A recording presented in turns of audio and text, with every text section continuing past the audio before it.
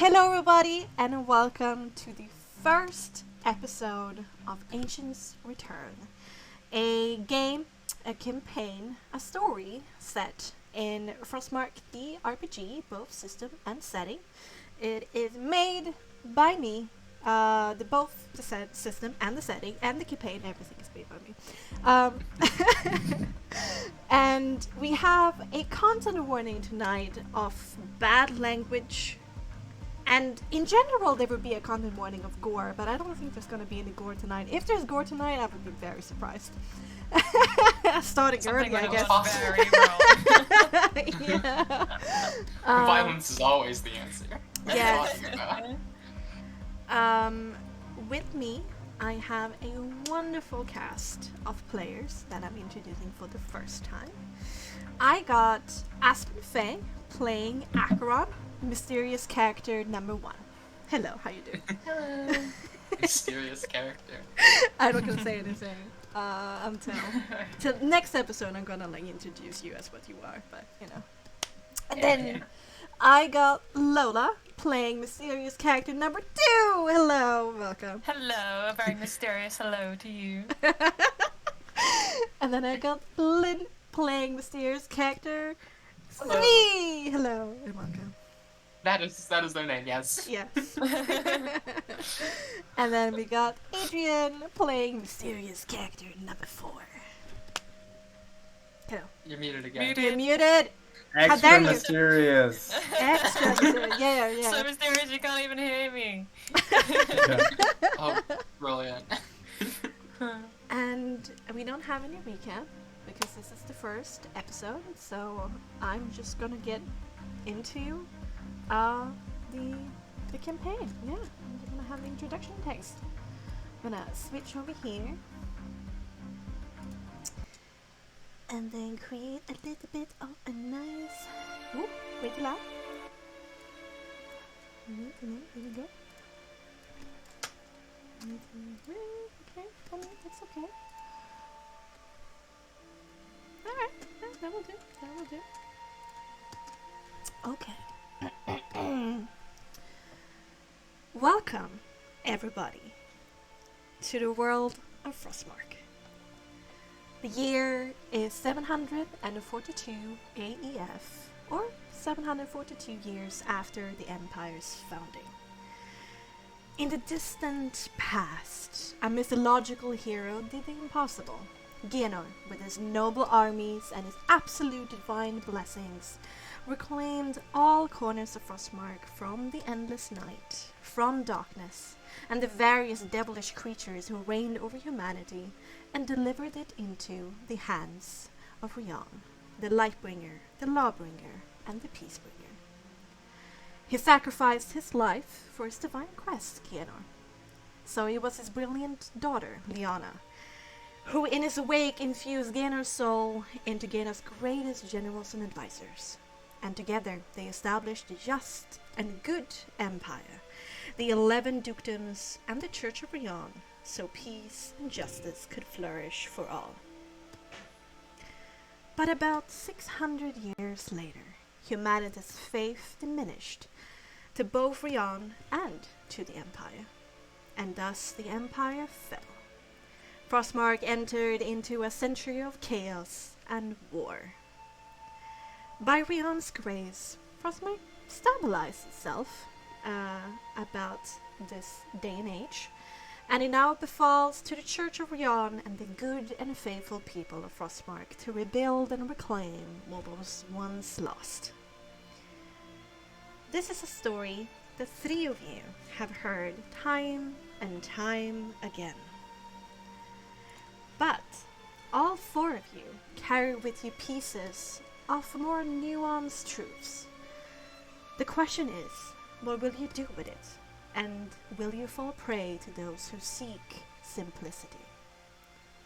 From the topaz waters of the southern islands, the fertile fields of Kathmir, the unforgivingly dry headland Mesa, the deep and mysterious forest of Skyria, the high and vast prairie of Sakaru, the incessantly unpleasant Baskin Moor, the rich peaks of the Mokard Sierra to the frozen tundra north of Benhelm, Frostmark is vast and beautiful. This story, however, starts in the kingdom of Oldwood, situated on the northeastern coast of the continent. Covered in boreal forest from tip to toe, but the eastern mountain chain partitions off the coastline, and there is grassy, windy, stormy, and generally quite miserable. But all of Oldwood is a place of boundless individualism and isolation. Once upon a time, there were no government in these lands, only tribes and communities surviving through their own ideas and struggles. The Empire enforced law within these lands and installed their duke to rule over it. The woodlings hated being ruled this way, but gained advantages through this rule: education, healthcare, and trade that enriched their lives. Still, soon after the Empire fell, the current duke gurgled on his own blood, and so did his family. Oldwood turned lawless once more, and the woodlings realized their mistake. They had come to like all the benefits the Empire had brought with them. So they imported a new ruler, one with experience, a member of the royal house of Lysander from Simondale, still pure of blood from the old dukes and duchesses of yore. Order was reclaimed, but not fully. The areas of Oldwood further away from the capital, the north and the east, over the mountains, were not as enthused when a new puppet master was chosen for them. Today, the north and the east does not pay taxes to the Queen Minerva, nor do they listen to the crown's edicts. And even more worrisomely, the recent news that the Ravenmoors, the mysterious rulers of the East, has acquired a devil artifact. This rumor has now reached the Queen's ears. Okay. Let's change scene.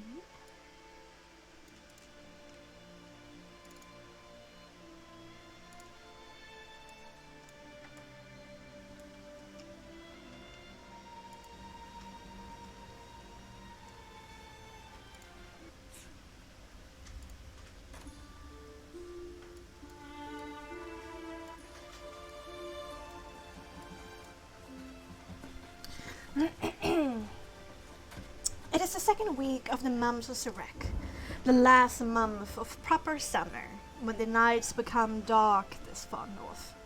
It is the 5th day to Misen, and the water is pouring down from the heavens in a heavy and steady rhythm from the dark skies above. The temperature is warm. It would have been a pleasant temperature on a clear day, but today the combination of rain and 23 degrees Celsius is only uncomfortable for those who spend their time outside. Inside of the ocean of trees in the old berry woods, the capital, Oakhart, sits in and around some craggy hills. On top of the largest and most impressive stone cliff sits the castle grounds of Oakholm, an impressive figure of stone and red tile roofing. Through a thick pane of glass with raindrops falling off it, we arrive to the waiting room with a massive chandelier.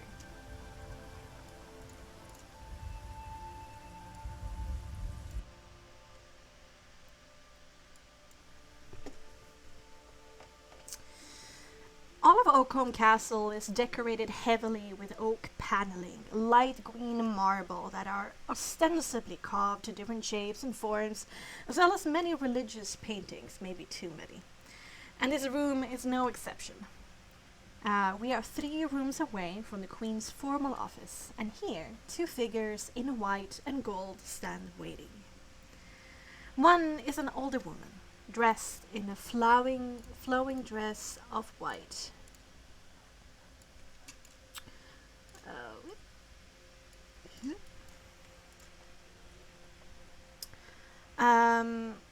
Above it, a grape cape, golden decorations, and many inlaid green stones that make her green eyes twinkle in the morning light. Despite her relatively short stature, the woman radiates confidence and charisma. Minerva, the the other women in the room know her as Cardinal Lumina, the highest authority in the church in Allwood. These two women are here waiting for a meeting with the Queen, and they have been kept waiting for quite some time. Lola, would you please describe your character for us? Lola's having technical difficulties. Oh no! Yeah, she's frozen. Hello, Lola. Come back to us. Come back to me. Lola, come back to us. Your character introduction just happened to be first, oh no. Guys, she can't hear anything through Discord. Okay, sorry, I couldn't hear anything for like the longest time. I'm so sorry that it happened at the worst time. I don't know why it cut out there. Sorry, I just missed the last 30 seconds of what was said. The last sorry. 30 seconds. Okay, I will come back. I got to. There's lots of paintings. Oh yeah, maybe too many. Two women in the room, I think. Okay. Sorry. I will just backtrack a little bit. Through a thick pane of glass with raindrops falling off it, we arrived at a waiting room with a massive chandelier in it. All of Oakham Castle is decorated heavily with oak paneling, light green marble that are ostensibly carved to different shapes and forms, as well as many religious paintings, maybe too many. And this room is no exception. We are 3 rooms away from the Queen's formal office, and here 2 figures in white and gold stand waiting. One is an older woman dressed in a flowing dress of white with a grape cape, golden decorations, and many inlaid green stones that make her green eyes twinkle in the morning light. Despite her relatively short stature, the woman radiates confidence and charisma. Ginevra, the other woman in the room, knows her as Cardinal Lumina. What did happen to my music? Come back, music. The highest authority in the church in Allwood. These 2 women are here waiting for a meeting with the Queen, and they have been kept waiting for quite some time. Lola, can you please introduce Ginevra to us? Sure. So yes, Ginevra is will be waiting patiently, quietly, and calmly. Her skin white as fresh fallen snow, and her hair the same, flows down to her hips in a thick, loose plait, with large tresses that come down to her collarbone on both sides of her face, falling from a short, angular fringe that's cut to an inch above her brow. In her hair sits a gilded headband with 6 needle-like spikes piercing outwards, evoking Rian's holy sun. From this headband, intricately embroidered golden gossamer shrouds her soul mark, and a veil of shimmering tassels obscure her round and luminous amber eyes. In contrast, her lips are accentuated with dabs of gold on the top and bottom that catch the eye as she speaks. Her features are delicate, almost childlike, and her skin is a parchment pale yellow. She wears a dress of layers of flowing white silk and lace that would hide her almost uncomfortably willowy frame. If it were not for 2 full-length fingerless lace gloves that, almost like water in their finery, betray her atrophied form. At her neck is a gilded collar, from which 6 golden braids attached to a string of tassels that encircle her shoulders in a sun-like design. And finally, attached to her back, rests a gleaming aureate hunting bow, though I'm not sure, that might not probably be on her right now, of an exquisite design, and a quiver of immaculately fletched arrows. Every aspect of her appearance seems to draw and reflect the light in a dazzling and hypnotic dance, making her truly a vision of Rian's divine radiance. Description. That was poetic. I've had a while to work on it. Very nice. Alright. Lumina casts you a gaze, observes you, your current mood and emotions to see if you're still centered. Yeah, I will have an expression that's aware of the unusualness, perhaps of how long we're waiting, unless we're usually kept this long just because the Queen is busy. But still calm, centered, prepared. Alright. She turns her back slightly to guard that stands in the room beside the door that is towards the queen's offices to get a little bit of modicum of privacy, but it's impossible. But it's the act makes her feel better. Ginevra, this is a big mission, a big day. Are you sure that you are prepared to take on this great task by Rion? I believe with his light to guide me, I have no reason to distrust it. If this is the path he wishes me to follow, then what have I to fear? Very well said.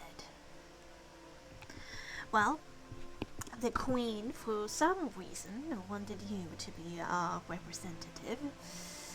So I guess that Rion had a hand in this. We shall hope that this new way of going about finding out what's happening with the Ravenmoors shall show fruits. It's been vexing me that we haven't gotten more information. It's quite troublesome. Where were you hoping to get information from? Well, as you know, we have sent in larger groups of priests and soldiers of the church in the past, and none has returned. Why I'm so concerned is that I do see great potential in you, Sister Ginevra, and I would not want you to fall prey to the devilish acts across the mountains. Maybe. I appreciate your concern, Lumina. Yes, maybe she's right, that a smaller group with some stealth and tact could bring us the information we desperately need. I've learnt much from being here, so I feel that this new approach should work. Yes. Okay. Oh, yes, of course. I just hope that Rion rewards our efforts and don't keep us in the dark for much longer. We much seek the light. Now, you know why we're here. We're here to instruct the Queen about becoming comfortable with the sending spell. You will receive this scroll. And from a satchel, she takes out this very nice scroll with this really delicate parchment, 2 stops on the sides, have some, gold leaf on it, and a lot of Rionish, religious symbols, a lot of suns. This will be yours, child, for when you travel. A direct link to the Queen, though she expressed a little bit of anxiousness of being subjected to this magic. So we must calm her down in this regard. That is a good sign. She's right to do so. If she And would... I take the scroll very gently and kind of roll up very carefully, place it within my layers of silk. Take care of it. If you would end up in trouble, it might be your only savior. Oh! Bollocks, where is she? I've been waiting forever. I've got old bones, The guard, just moves his eyes, just keeps this very rigid salute, Just moves his eyes with a little bit of a worried expression of the cardinal acting out this way. I'll kind of raise my hand a little to him and with a bit of a smile, saying, "You wouldn't happen to have any idea when the Queen might be arriving? If she's at another appointment, or..." He is about to just open his mouth after taking a few seconds of gathering courage to talk to this, to you two. I mean, the cardinal is in the room. When the door burst open and a pretty frazzled stewardess looking woman, a hostess, a maid of some sort, comes out with a uniform and a very apologetic expression. I'm very sorry, Your Holiness and priestess, but the queen is feeling unwell. She will not take any meetings until the meeting this afternoon. Oh, I'm very sorry to hear that. Is there any way we could help? We are quite knowledgeable in creating healing and relieving tinctures and potions. There's a little bit of a weird expression on the servant before she goes, "Oh, Her Grace actually told me that you would tell me this, and she instructed me to tell you that she would need none. She just wants to be alone." Understood. "I'm very sorry." She says as Cardinal Lumina kind of captures this maid with this steel gaze. She does not like to be kept waiting like this. "Well, I cannot be helped, I guess." Better to meet when she is fully present and able to speak with us. If our purpose is to make her less anxious, then it's probably best for her to be in a less anxious state at the start. "Take my arm, dear." And she kind of hooks your arm with you. Yep. I'll take As it. you're escorted out of this waiting room, and she leans into you. She's shorter than what you are. Yep. So it's a little bit like lean in and up. "We are supposed to guide these royals so they can enact their true blessings upon the people that has been bestowed by them by Rian. But, oh Lord, sometimes this woman, feeling depressed and anxious here and there, I mean..." It is understandable, at least in these situations. I mean, she's lost her husband and her king. She has 2 young children, and she's been desperately trying to keep it all together. It's understandable anyone could feel anxious and depressed in such a state. Sometimes help doesn't need to be direct. Maybe this finding out information of such devilry that may be about would give her something to be motivated and supported with, rather than a conversation. "Oh, Rian, bless her family, and of course bless our dear dead king. Well, sometimes you don't have the luxury, my dear." Very true. And then she sneaks in a hand in her robes and takes out a smaller scroll that is doesn't have any iconography or anything fancy about it, just a small scroll, and then she puts it in your hand. "I was What's planning on giving this to you when we're exiting the meeting, but I guess this is as good as of a time as any." I would take a look at it. "This, my dear, is another sending scroll, and I want you to use Rian's word being the spell in the scroll, only to me. If there's something I need to know that the Queen does not need to know, use this one." Understood.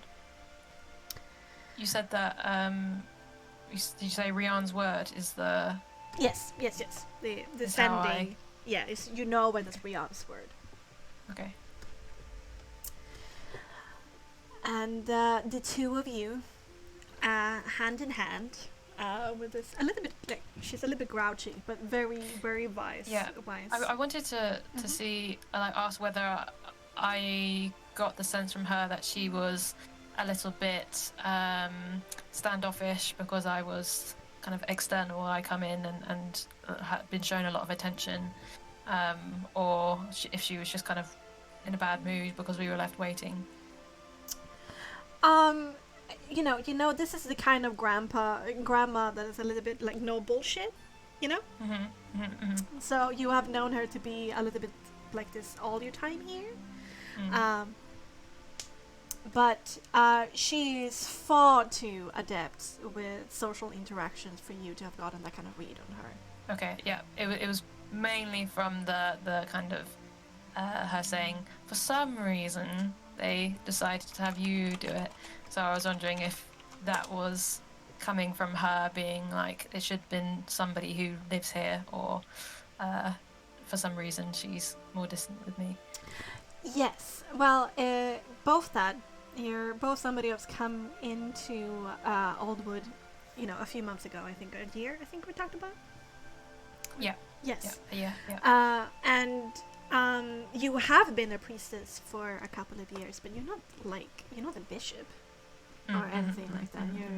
She might have wanted to send somebody a little bit higher up.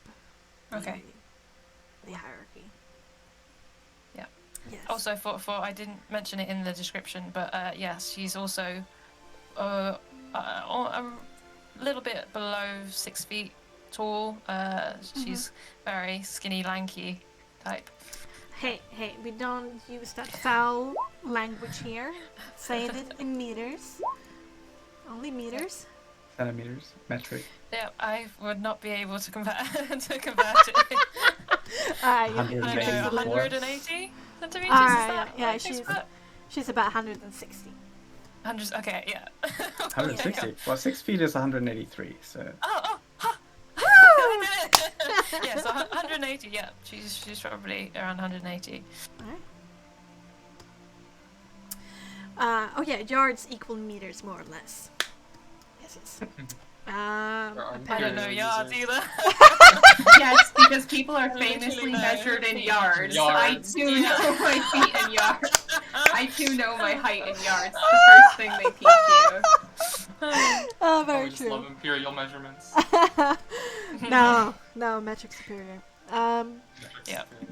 Okay. I don't know why we have a weird mix of it in the UK. It doesn't make much sense. Hey ho. It's a little bit weird.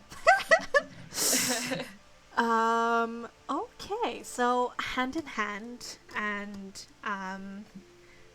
talking with this grouchy grandma. Skipping along together.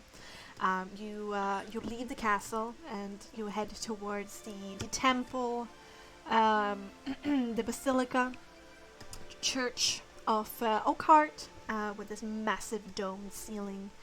You do your normal priestess stuff and you await for the time that you're going to have the official meeting for that afternoon. Nice. Any questions, or we're Gucci?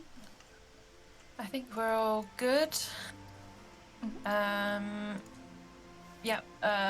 So she said that she wanted to meet for an afternoon meeting. Yes, Okay. it's sometime this afternoon. Yeah. You know the exact time, but you don't need to. Okay.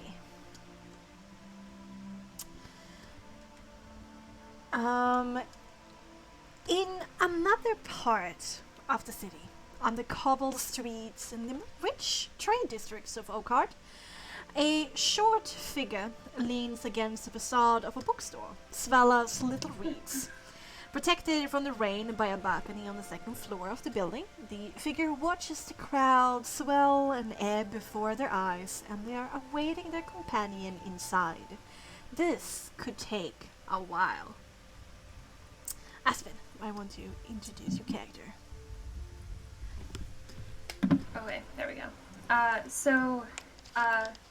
Akron stands at about 5'1", or I do have it on my sheet, let me look, 152 centimeters, so they paint a figure shorter than most everyone around them, save for children, and yet they both seem to stand out and easily blend in with their surroundings. They have tan skin contrasted by ashy blonde hair that falls messily in their face and around them, and that seems to fall over pale sea green eyes that pierce out from beneath their bangs. They wear dark clothing, a sort of sleeveless, open side dark tunic, and dark arm wraps, and yet you can see ink tattoos peeking out on their chest and their backs and all over their arms.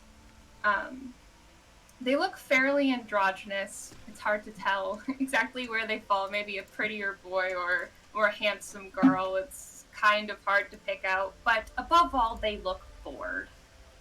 Just impassively watching people go by. And they, lean against the side of the building and let out a... as they take, I guess, a peek inside.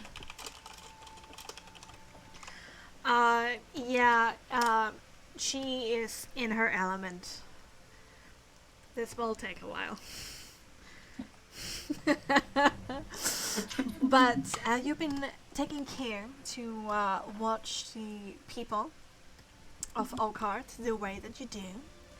And what you've noticed so far is that they dress heartily and practically. Once you see the more affluent flaunt their wealth like they do everywhere, here it seems to be a bit more subdued. Whilst jewelry, dyes and furs can be spotted, you see the difference in wealth from the quality of the materials people wear rather than how ostentatious they appear. So far, the town seems to be very businesslike. People seem to find purpose in their various crafts and trades, going about their business in a somber and sober manner. During the nights, you think this place can become pretty rowdy, considering the number of pubs you have seen so far in the capital.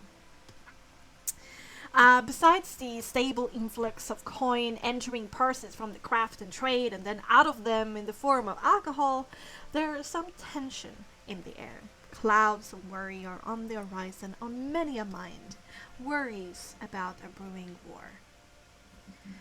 A bit later, you see two Margravian tradespeople walk past you on the street. It is obvious they are Margravian. From their dress to their accents to the financial, technical terms they casually sprinkle their sentences with. The woodlands give them space as they pass you.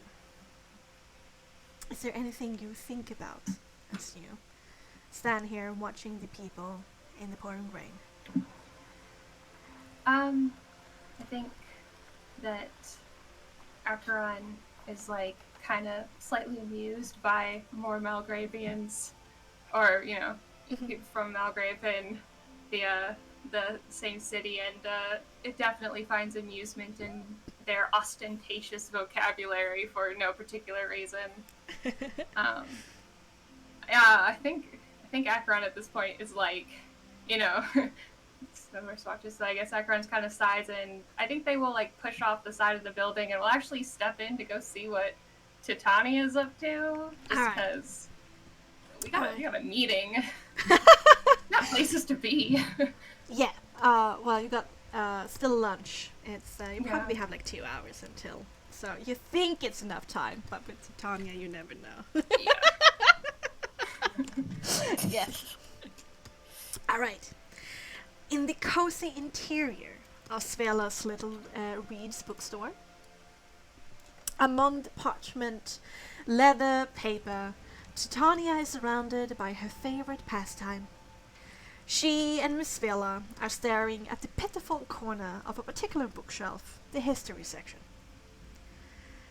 I am sorry, miss, but this is all I have. And you, Titania, have good information that this is the biggest bookstore in Oakheart, and there are no public libraries in the city. And you're basically looking at an assortment of books that tell stories and records of Olwood during the Empire, historical classics that you can find in all bookstores, something about Geonor, something about Lyanna, something about our war and other historical changes, books that you have read and discredited a very long time ago. Should I describe Titania? Yes. First? Yeah, so Titania, first thing you would notice about her is that she is extraordinarily tall. Almost breaching 2 meters in how tall she is. Extremely tall and lanky.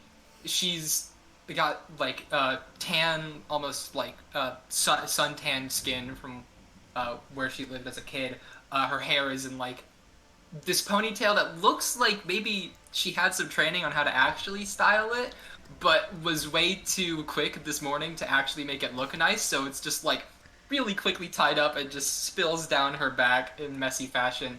Blackish, kind of like a navy blue looking hair, with gray blue eyes covered by big all round glasses.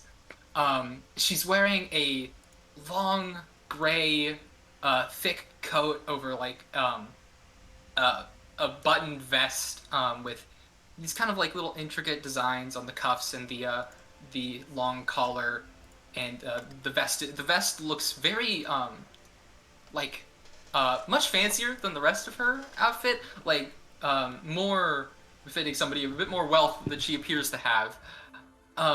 She's wearing like her whole palette is grays, browns, and gray blues. She's wearing practical, like, thick cloth work pants and high boots for, like, walking through tough terrain.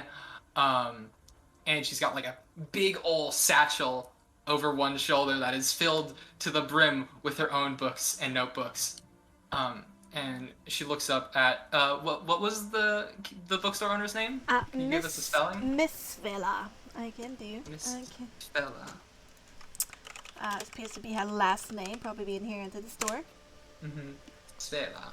Oh Cool. shit! I should have done it like this. Mm-hmm. Svela. All right. She looks down at them and says, "Oh, I'm afraid I've already read most of these. Do you think, could you point me in the direction of any other stores or any other sections? I've read most of these 4 or 5 times each. These are very common. You can find them in just about any bookstore across all of the continent. I mean, I'm sorry. I shouldn't be rude. Your store's very nice, but this is just, you don't know what I'm looking for." Miss Villa tries to not get insulted. Tries to fix her expression to be proper service-minded. No problem. I'm the biggest in town, so I'm very sorry to hear that. We don't really get people like you in these parts. But we got a really good fiction setting. We got in, and she kind of nuzzles in a little bit closer to you, and gives you a little bit of a smile, like this is a stuffy, like, librarian, you know? Mm-hmm. Really Trying her pale, best not to really just, like, pale. Hasn't look seen the extremely sun sad. days. Just like trying to hold composure. And she says, we got in this pretty steamy book recently about a Danish raider and a damsel. You might be interested in that? That is the hicks. No. Not what I'm looking for. Thank you, though. It's a fantastic tale, though. I If gotta tell you'll you. excuse me, I might return later to look at the rest of your. Not too Your graphic, section. I promise. Can I hear that? Like, do Yes, I you hear you this walk offer? in. You walk in on this. You walk in on this.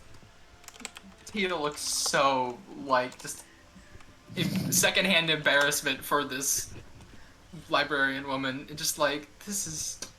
Do I look like somebody who's in here for smut? Do I look like somebody? You mean, I thought you were in here to check out lore, Titania.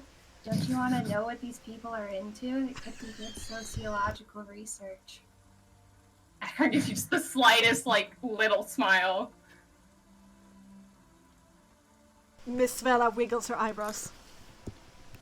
I'm afraid that's not usually the type of resource I go for when I'm looking into the people. Do you have anything on, like, culture, maybe? Not just history, but, like, modern culture, current events.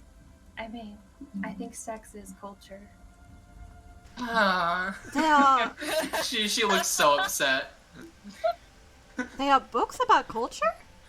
I thought that was just a thing.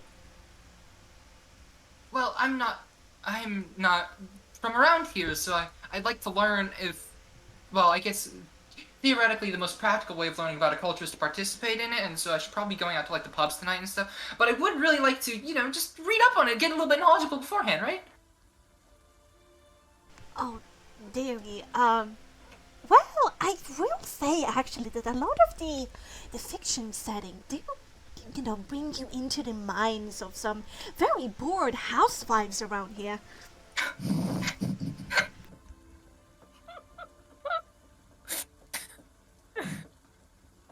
So, am I supposed to take it that you didn't find what you were looking for? I just like nod. I just nod to Svella and kind of bring Acheron with me outside, and I say, I don't think we're gonna find what we're looking for here. Titania, that was the 7th bookstore. But we might as well look for more, right? We have time. Just what? She looks up at the sky. Keen mind knows what time it is. Oh, Yes, we have like 2 hours before the meeting, that's right? really keen mind because it's just really dark clouds and rain. Yeah. Wow, that's very keen. Patron will also mockingly look at the sky, not being able to tell what time it is, just to like tease Titania a little bit. Yes, about 2 hours, I'd also say. However, It's perfectly clear. Titania, that was seven bookstores. 7. What? It's only 7. And what do you think the 8th one is going to have exactly? Something new, maybe? There's always a mathematical possibility. It's never impossible. We might as well, right? It's a good use of our time. What? Okay. Well, do you know where the 8th bookstore is then, or? That I do not know. How's your math We should gonna get you out of this one?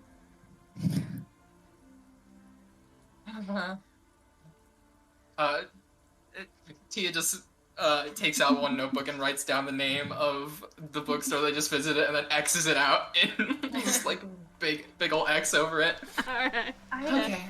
What exactly are you looking for? Well, information about the Ravenmoors. That's. She checks the notebook again. That's the name of like the people we're going to investigate, right?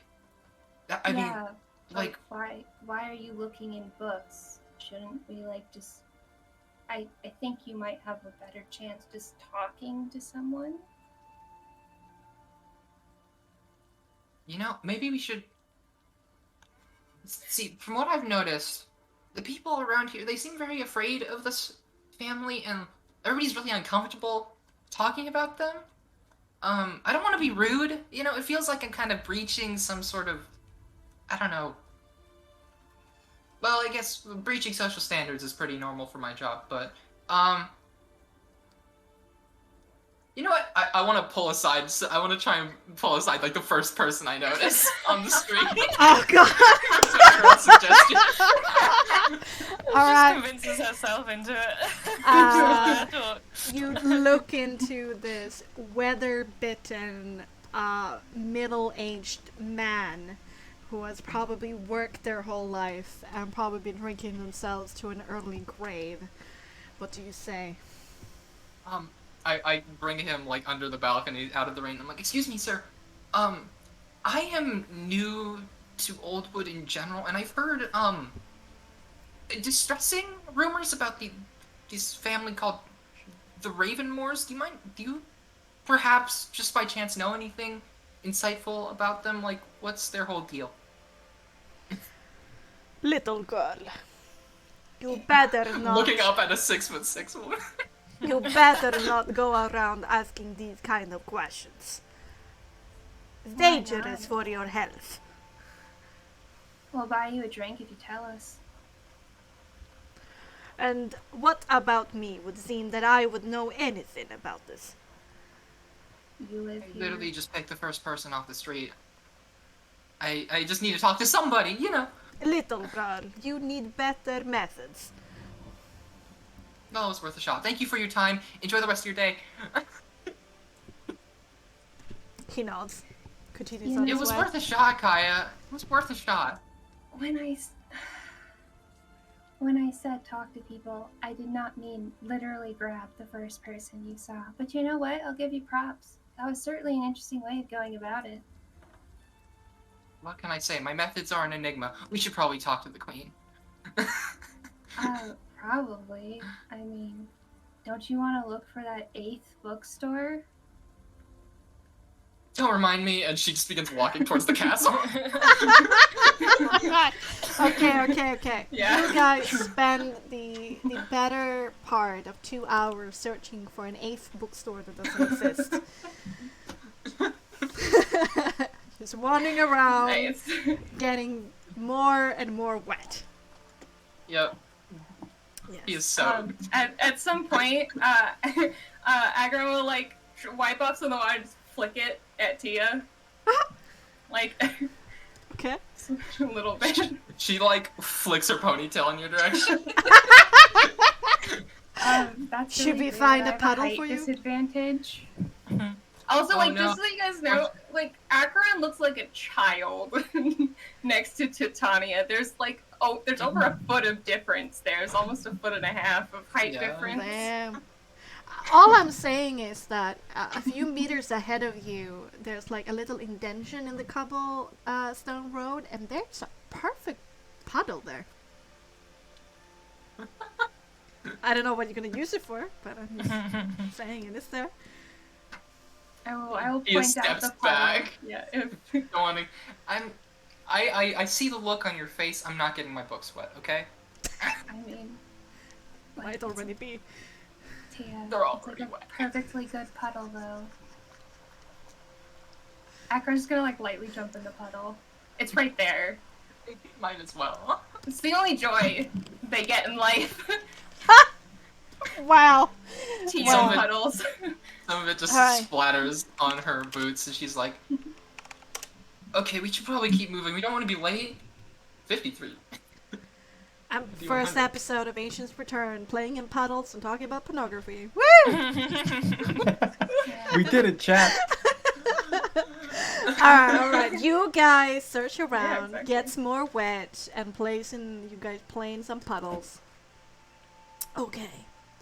We're productive people. We're productive adults. Yeah. But like Akron like jumps in the puddle, their face does not change, so they just look really bored and like deadly serious. They just lightly jump in a puddle, no expression change.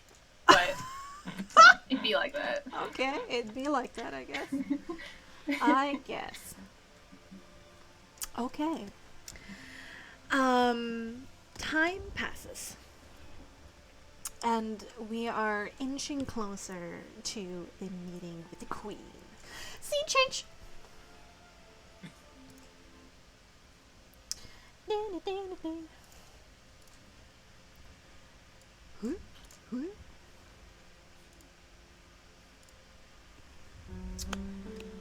Very loud.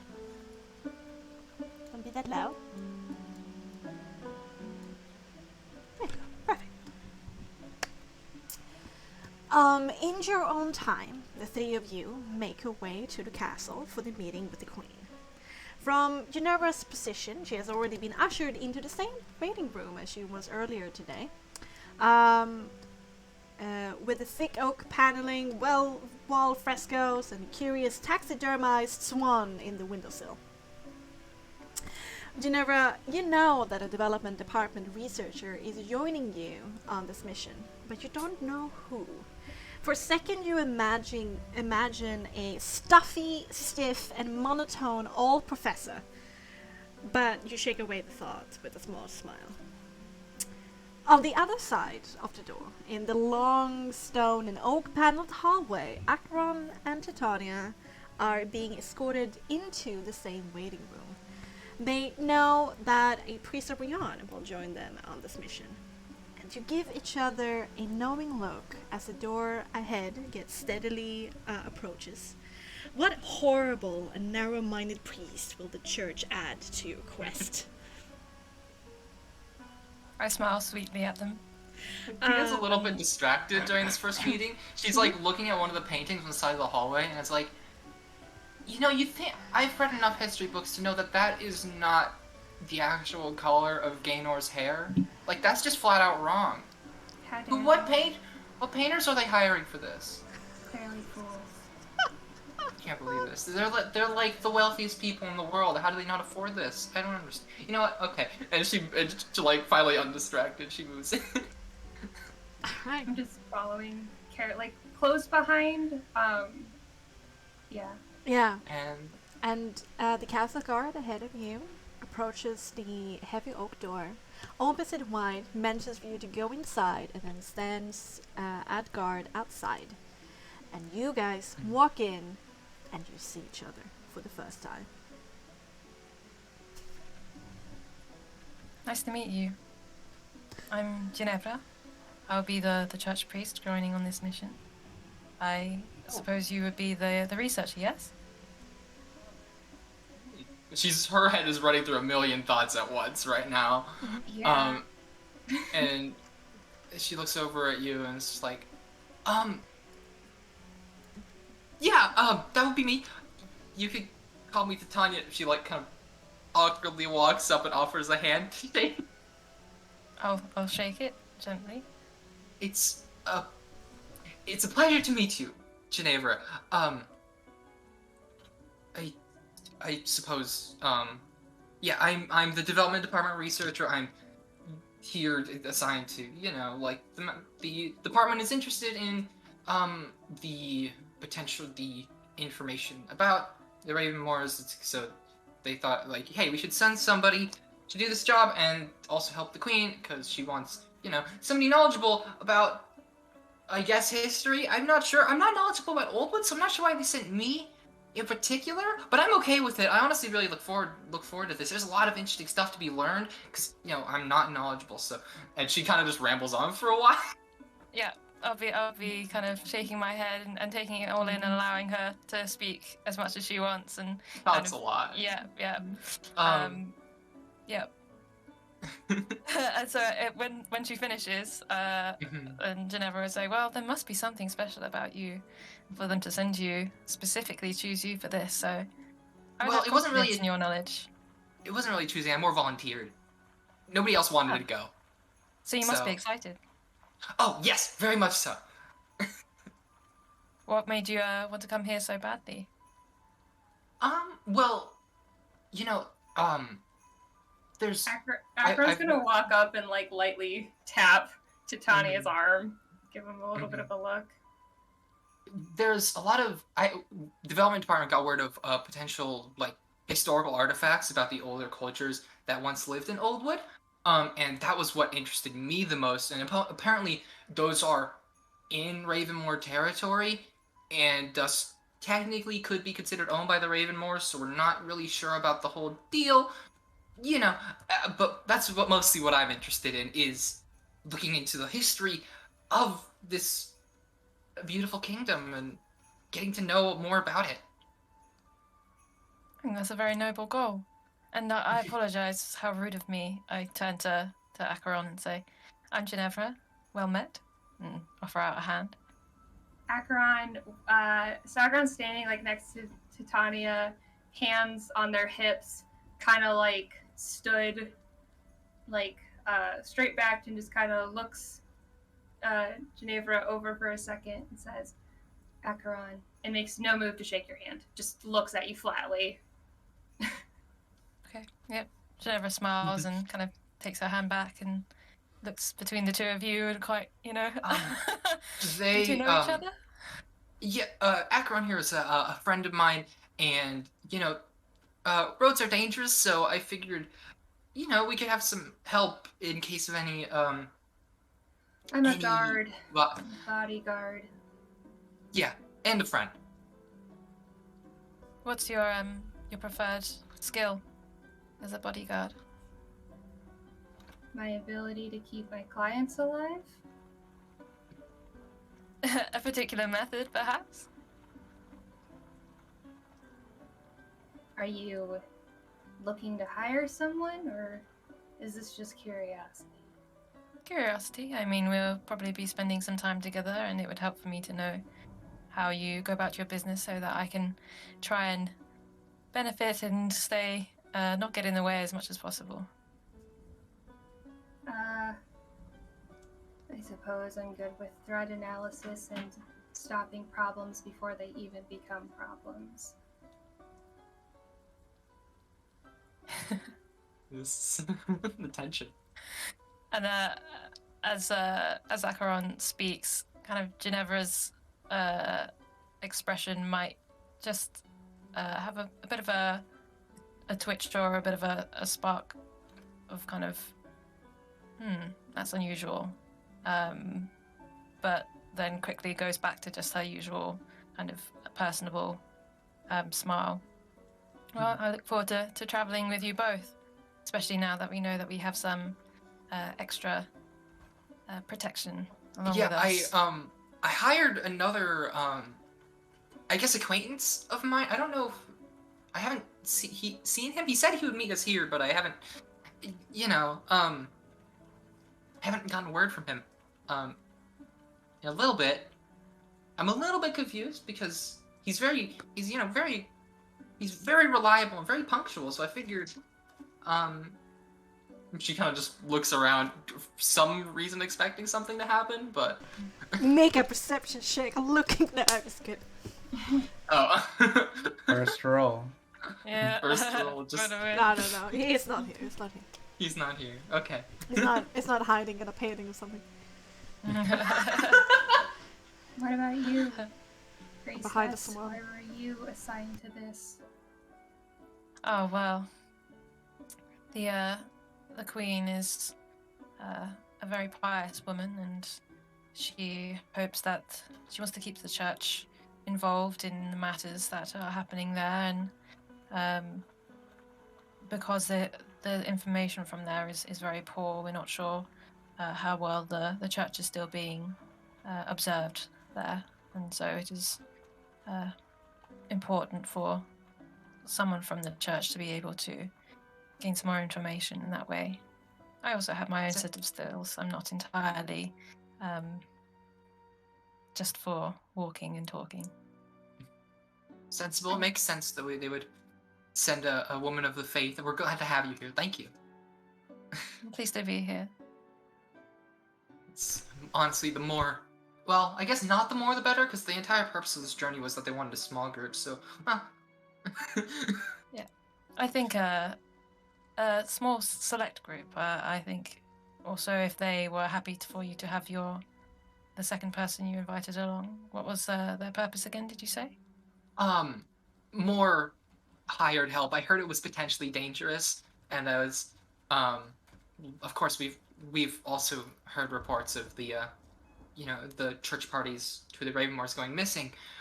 So I figured, probably not a great idea to just have me wandering around defenseless through mountains and woods.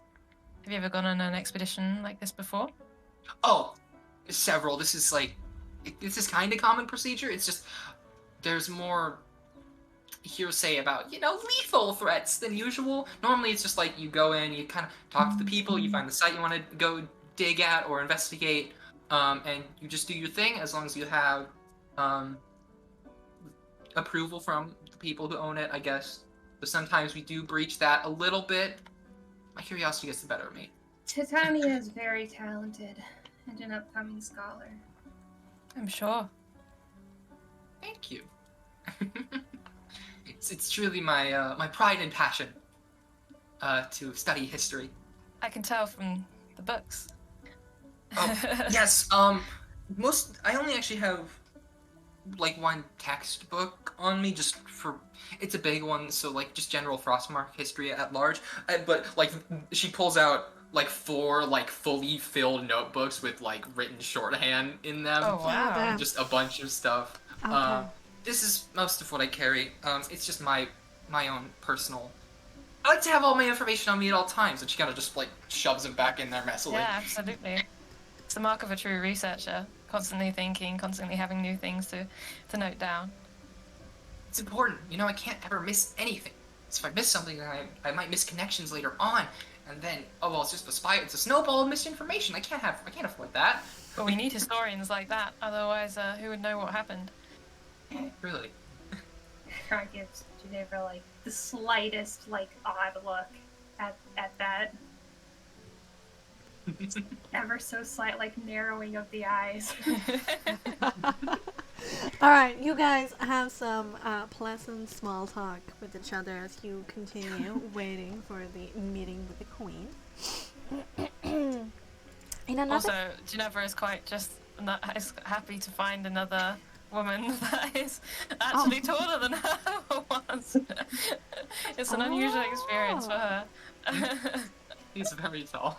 I think that Titania's probably like larger because even though Ginevra is tall, she doesn't have that kind of tall stature. Like because she's so kind of up and down, it seems diminutive despite being tall.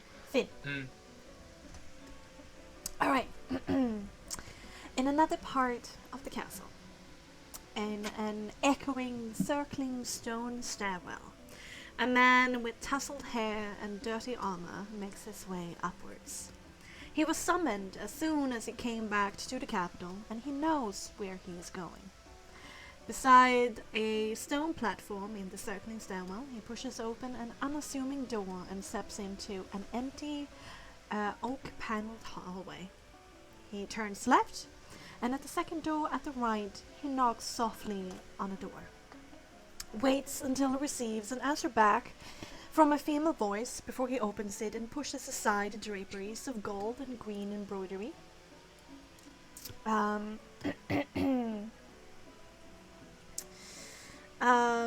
To properly walk into the Queen's personal office.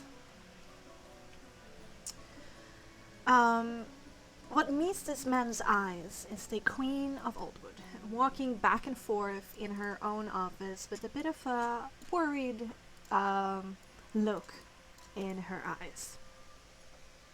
She's dressed richly in a white dress with several layers and a long embroidered vestments with pearls of religious iconography, and on her head rests an informal crown decorated similarly as the vestments. You take in the room for which you have visited before, dominated by the oak desk with the green top and the various cabinets filled with scrolls, books, and office materials. On a small round table in a corner, 4 sets of goblets stands with a silver decanter and a plate full of pears and apples. The Queen twists in her step and looks to you with an expression of worry and relief at the same time. Mr. Asterion, what do you have to report for me? Adrian, can you introduce your character? Certainly. An exceptionally tall, broad-shouldered man with scruffy, silvery hair pushed back off his face and sleeked back with a mix of dirt, rain, sweat, and God knows what else, falls down to just above his shoulders.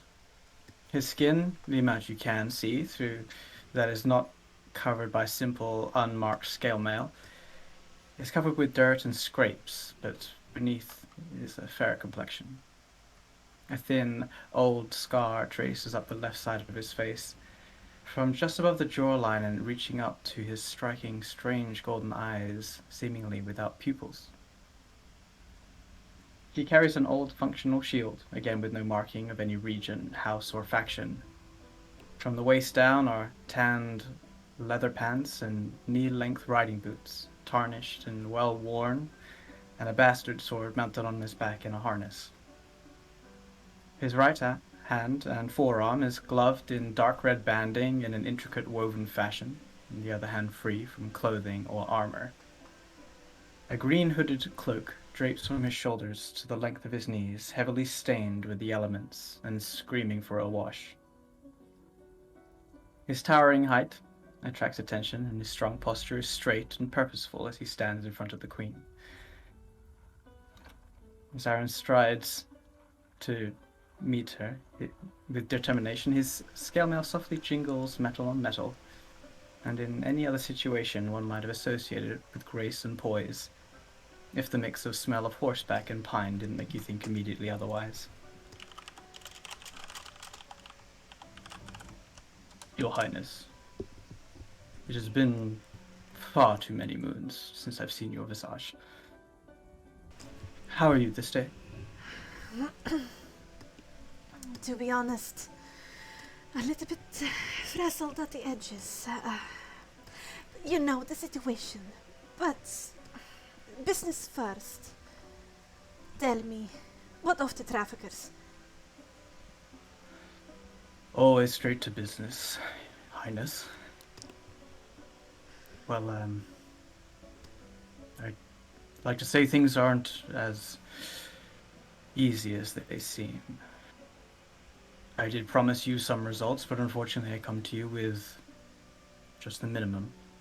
But positive, nonetheless. Yes. The trafficking is rife, but also well protected. I am doing my very best, what with being alone. I have noticed that the trafficking routes have changed.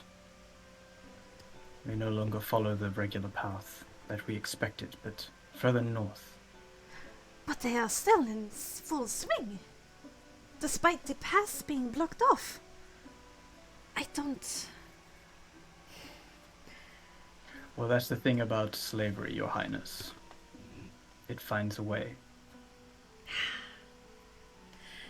If there is a pass above the mountains for slaves, then there's certainly a path for food and supplies and people. I need to find out more about this. North, you said. Do you have something more substantial? Well, I did, but he ended up eating dirt at the end of it. I'm sure if I could track them down again for sure. Okay. They seem to be very active and, well, I have my ways, don't I, Your Highness? She gives a little bit of smile, and she says, I am very pleased to see you unhurt, Mr. Asterion. Would you, for me, stay in the castle for a few days, and I would perhaps send you out on another mission, perhaps with a few soldiers for a more substantial attack, so we can gain more information. Or whatever you would find feasible. You know I would love to never turn you down there, Your Highness, but I have made arrangements to meet up with an old acquaintance. Something from the church down south. Didn't really ask that many questions. Ah, that's such a shame. I would have hoped to have a dinner with you tomorrow. If things work out, I'll send a message, but maybe another time, Your Highness. Alright, good, good. Oh, payment. She reaches within a cabinet and brings out a really quality leather pouch and plops it down in your hand, and you can feel the rustle and tussle of about 25 gold coin in there. Until next time, Mr. Asterion. Until next time. Please, use the normal way out. I think Carolina, my daughter, is back, and I don't want her to see you yet. As always, with the games. I'm just... And he gives a wry wink to the queen and grabs the pouch of coins from the table. I'm just trying to protect my family, Mr. Asterion. It's my duty. Of course. I would not think of anything else. Alright. And he gives a quick nod. Mm-hmm. He doesn't bow or anything and just with a final look before stepping out the door. She traces her fingers over your arm as you passes her. You know, a little bit. Just a little bit of contact. And you walk out of the room. Through the 3 rooms that is before this room until you exit as well into the waiting room where there's already 3 people, one of which you definitely recognize. Oh, he's arrived! Oh, Aaron, Mr. Asterion, it's a pleasure to see you again. I'm glad you made it in time. Hey, Titania, I've told you several times, this Mr. Asterion never sits well with me. Aaron, Oh, keep please. that in mind in the future. Aaron, it's been a couple years at least. I thank you for answering my letter. I didn't really know who else to ask. Well, I did give you the opportunity to just get in contact with me should you need my services again, and it's good to hear from you. And he looks to the other 2 in the room and says, are we among friends? I certainly Well, hope so. this And I'll this step is. forward. Oh, okay. You go. I'm Ginevra. Well met. Aaron, was it? Aaron, yes, Ginevra. What interesting garb you wear, but I hope it keeps you warm. I find that nothing really keeps me warm, unfortunately, but apart from Rian's light, that's all I really need. Maybe you should pray harder. Maybe. Aaron looks like he's about to say something before Akron interjects and gives a quick look down to the shorty in the group. Tia kind of looks to Acheron and looks back to Aaron, and she says, "Oh, I don't think I ever had a chance to introduce you. This is Acheron, an old friend of mine, and another more hired help as well. I figured a little bit more would be good for this particular adventure." Akron will extend a hand to shake to Aaron. He does not accept your handshake. That's valid. Does not look bothered at all. I hope that there is more coming, at least with perhaps more equipment. Your Trust me. letter said a lot. I It's am almost a like- lot. Don't worry, I got this covered. Acheron Yes. is quite reliable, I can assure you, and Ginevra, you're no doubt skilled as well, otherwise they wouldn't assign you to this particular task. So I'm still not quite sure exactly what the Queen wants from us. I know what I came here for personally, but then also have to do the Queen's objective. She just thinks to herself for a little bit, moment, spaces out. Yes, I think you might be disappointed if you're hoping for more people, Aaron. I think that has been tried multiple times, and now they're wishing to take a different approach, perhaps a bit more tactical, with a smaller team to gain information. I see. Forgive me, I was not really given that much information. I'm, well, merely just hired help. But if I can be of service and, well, the coin is good enough, then you have all of my skills at your disposal. Thank you for What being skills would here, I they be? appreciate it. He kind of like looks down and half gestures to his medium armor, and the fact that you can smell horse and the road and the forest around him. It's like, are you just being polite? Because I know it's obvious. I'm just curious how you would put it. I've protected Titania before in her, one might say, overly zealous excursions. My It was very useful. my skills have usually been that of, well, protection, but at the same time, I'm quite good with this sword of mine. And he pulls out this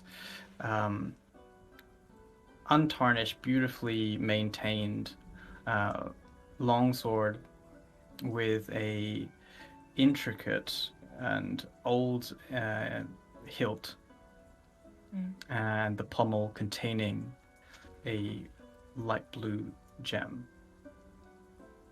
You can always tell the metal of a protector by how well he keeps his weapon. I feel confident having you around now. May I ask where you trained? I've been around Ginevra, but rest assured I am quite skilled with this blade. You need not worry about your safety. I'm not. I will say, just because I want to like put this in here, it's more of a body language thing. Akron has been like standing, like hands on their hips, and just kind of like looks a little bit around and not impatiently, like definitely taking in the room as well as where we all are, like in it and stuff. Just a quick thing about Akron too. Up closer, I guess if anyone's like looking them over, you can tell there's a lot of scars under the ink, and as an especially prominent scar that runs just across and around in a small band around their throat. And they raise a little hand just from their side, and they start kind of just like counting, like pointing at each of us in turn. They seem to think, but they don't say anything, and they just go back to standing regularly. Aaron's gonna like take a coin out of his pocket briefly, and in a quick motion, he will flick it towards Acheron in a very fast manner. Oh. Can I First dodge check! it? First check! Woo! Okay. Oh my god, first roll. First roll. Do you want to dodge it with a dexterity saving throw, or do you want to like catch it with like an athletics? What would catching it be? Athletics dexterity, I would say. Let me look. And what would dodging it be? Just A dexterity saving throw. I want to try and catch it. All right, then do it. Athletics dexterity. Go. Okay. Go. Drum roll. Yeah. First roll of the game. 16. Nice. Pretty good. Yeah. You capture it between two of your fingers. I'm just gonna look at it, and then slowly, like lazily, their eyes drift back to Aaron. They're good at what they do, I have to say. I Have see there's you- more to you than just your short stature. If you're basing everything on height, then you're gonna be sorely disappointed by the things that you learn about me. Also, if you base everyone's skill on their height, I'd hate to see what your friend group looks like. And Akron will extend the coin back out. You keep that. Thank you for your charity. Akron will stick it in a pocket.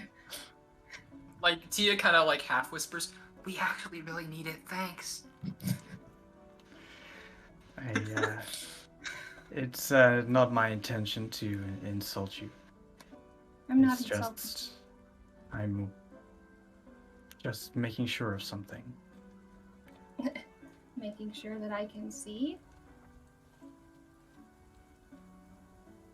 No, I've been around many of a soldier, and I can tell just by a single coin flick whether or not someone can take care of themselves in a fight. You're impressive. I know. Oh my I assume goodness. you're probably the same. I'm glad to have the help. I was prepared to. Well, I know Titania will, so keeping her safe is not usually an issue. And while I was expecting someone else, it's good to know that I won't be alone. Should we run into trouble, having more capable clearly capable people. It's a good thing. Speaking of trouble, if you would care to enlighten me what I'm actually doing here, Titania, Zelia waits outside in the rain. Yes, we have been tasked with investigating the Raven Moors beyond the mountain because of rumors of, well, not just rumors, reports of disappearing church search parties and investigations, and rumors of potential devilry that the church and the development department are very interested in disposing of. Interesting. I have you know that there's a lot of activity in the woods these days. Are you, and he glances around the three in the room. Are you prepared for the elements? I'm prepared for everything. Has a backpack full of gear and says, I've got my usual expeditioning stuff, which, I mean, it isn't stellar, it's just what the department provides, but it should do. We were told there would be funds if we needed more things for our job. I'm very used to travel. I'm a missionary after all. Oh. Very well. And who is your benefactor, Titania? We're working for the Queen.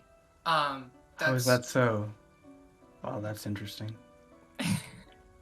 Titania gives like a kind of like eyebrow raise, but it remains silent. It's like, yeah, so, Why so?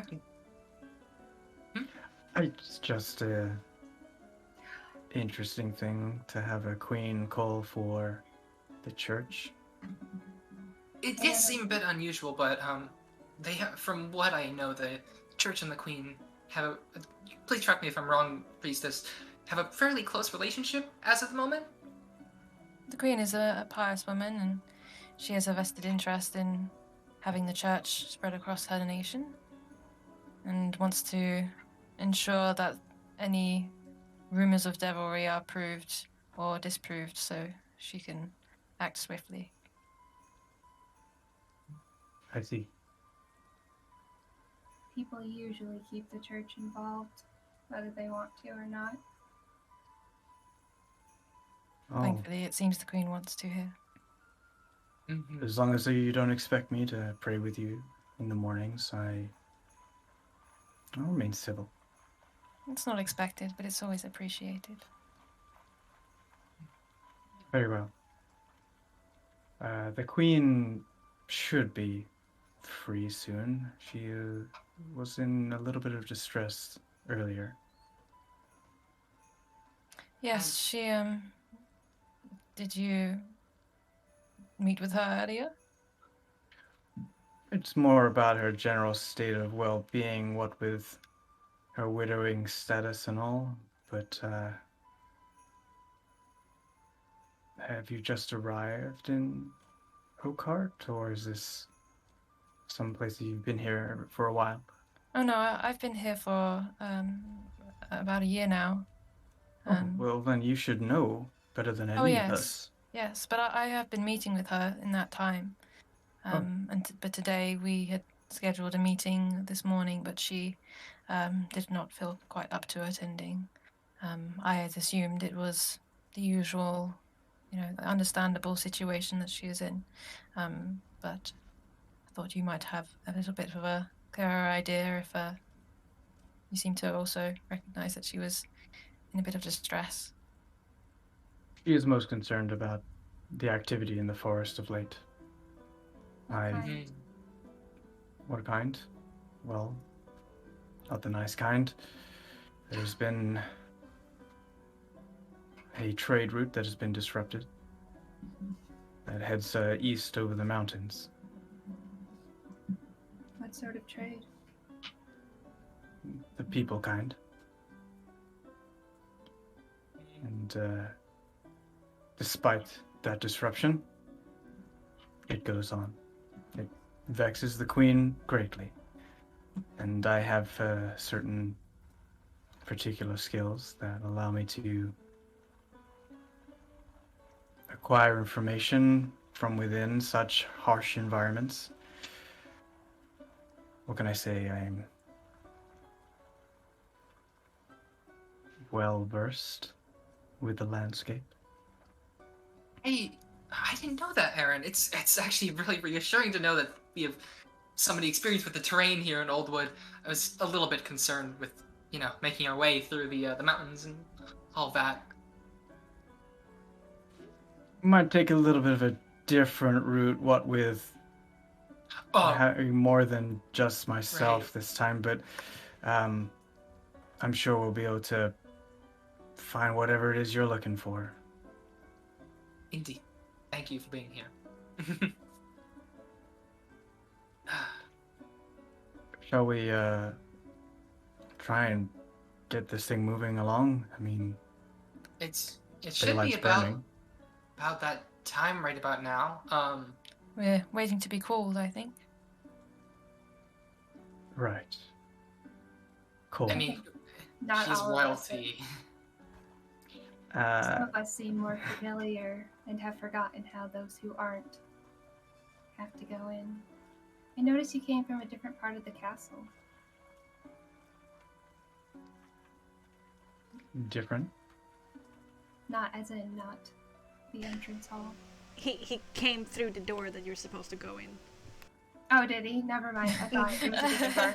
Never Oh. mind. I said nothing. I just looked at him suspiciously. Acheron does not speak. I mean, it can be a little bit suspicious that he is coming from the place that you're waiting to be called into.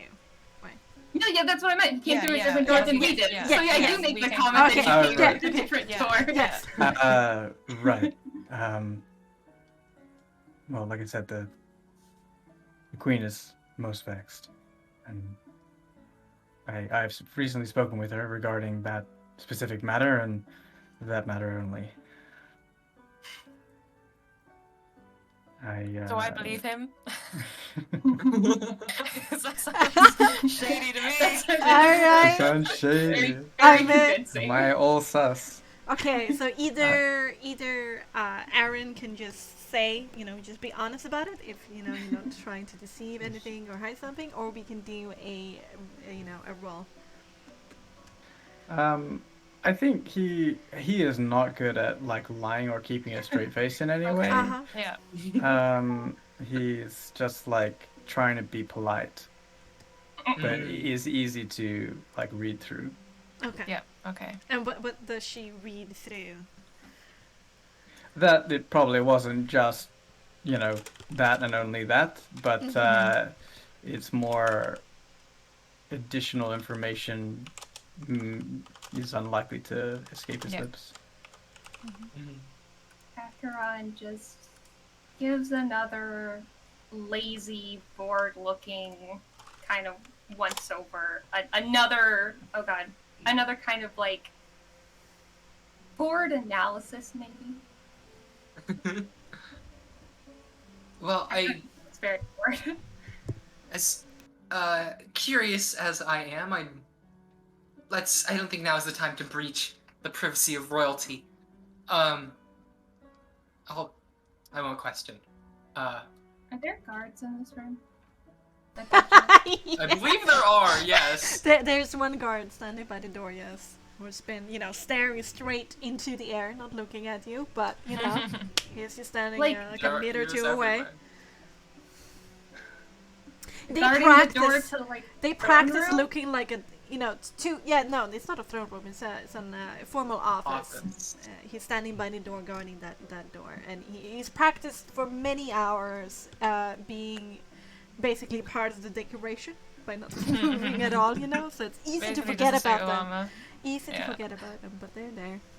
If I walk towards the door, does he do anything? No. I'm gonna knock on the door. As soon as you reach out to touch the door, the spear that has a little banner attached to it kind of moves in a diagonal angle above before the door, stopping you from approaching further. Acheron just stands there, hand halfway knocked, and just turns a little, just slowly, lazily to look at the guard. Still staring just- straight. Aaron just shrugs, puts their hand down, and walks back to Titania's side. Spear returns Yeah, I think- into neutral I position. think we should just be patient, Kaya. And I don't think now's the time. Where's your scientific curiosity? It was worth a shot. It was worth a shot, and I appreciate you doing that. Thank you. You're welcome. Maybe you make the most of the warmth and the decor before we have a long journey into the woods. Are you I was going- looking at the paintings earlier. You know what? I'm gonna keep my thoughts to myself. It's fine. No, I'm curious. Are you interested Well, in I art as well as history? Well, mostly history, but you know, there's a lot of history in paintings, and you know, sometimes an artist gets it wrong when you've read so many history books and you've just like you've memorized it all. You read it 5 times over. I don't know. It just peeves me a little. I don't want to insult the queen though, so it's very pretty. I mean, I guess that's the nature of art. Who can say what is wrong and what is right? Subjectivity, but also, you know, I feel like if you're trying to portray a historical scene, you should do it with as much accuracy. Maybe it's just artistic liberty. Maybe they just didn't have someone as knowledgeable as you around. That's also a possibility. Maybe it's the books that are wrong and the paintings are right. Also very possible. That's why we need historians to draw pictures as well. Acheron literally just like smirks slightly and like to Titania, it's very clear Acheron is just saying this to get you going. Tia's like, you know, I've only ever written down my notes. I've never actually practiced art, but maybe you have a point. It might be an interesting skill. Maybe it'd be a good skill to start. Alright, I'll think about it. She writes another note, like, in her you book. guys share some more pleasant conversation about everything and nothing. Until about 5 minutes later, the doors are finally open. Queen is fashionably late.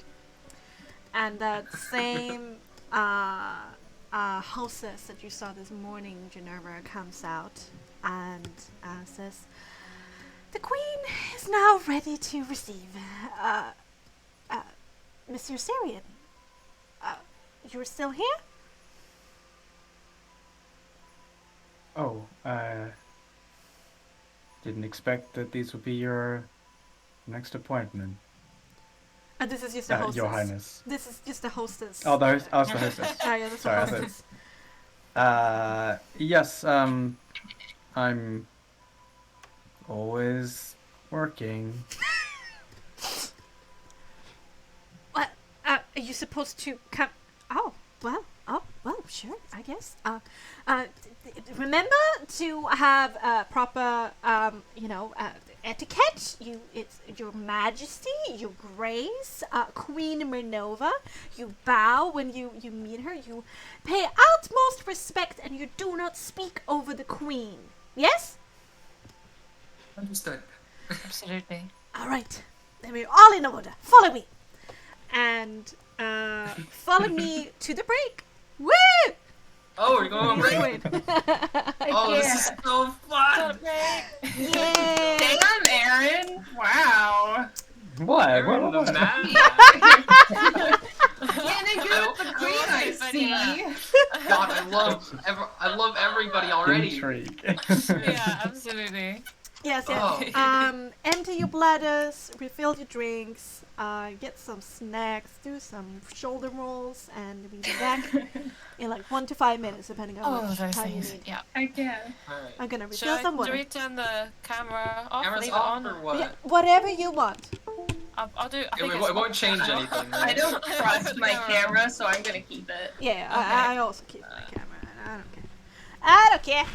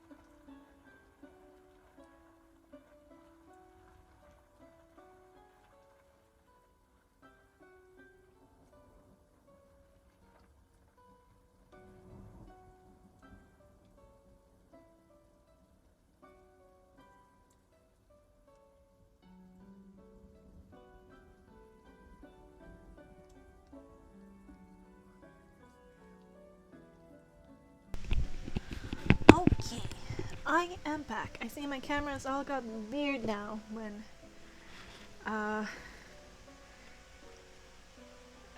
Lola turned off hers, but I'm sure it will be fine when everything goes back to normal. How you guys doing, Chad? How you doing? Dritta, how you feeling? How you be? How you do? And also, I the thespian, welcome! And Blaze, I see too. Jamie was here, and Vinu. How you doing, Vinu? Hope the weather's a little bit more calm down in Spain. And we have the Pixel Traveler as well, I saw in here. Damn, look at you guys. Look at you. Yeah! Blaze is doing okay. And Dritta says, fine, work a lot. In a chess game, back soon. Okay, good luck with the chess game. Wish I could find a D&D game. Oh, please. You can, ask the people in the chat and do Frostmark. Yay! You can GM. Please, GM. I don't want to GM. Oh.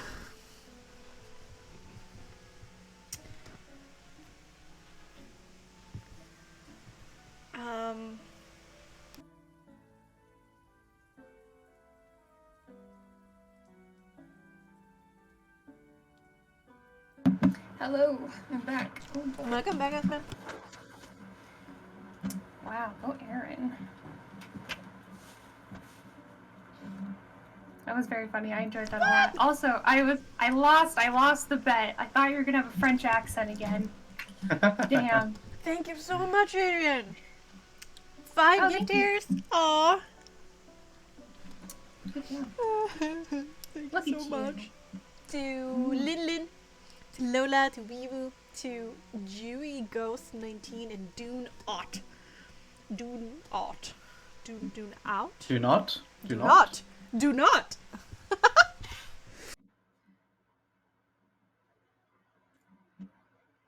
I'm very excited. This has been fun. I think the camera's all like kind of screwed up on your stream. Me? No, Yeah. Bexxy's. Because Lola turned off her camera. So if she turns it off, if she turns back on, it should pop into play. Yeah, Well, it should. Did everything fall into place because we turned off cameras? Everything fell into place because we turned off cameras. Well, just Lola did, so I'm sure it'll be fine. has my mic been good with the voice? I've been trying to It's get great. closer to it when I do it. That's good. It sounds great. Yeah. Yay! Woot. Let's see. Yeah, I'm going for a bit. I had to like adjust it a little because my voice today is just like, listen, if you do the rasp you've been trying to do, I will just leave your body. You will have no voice. I was like, jeez. Swaggy trip.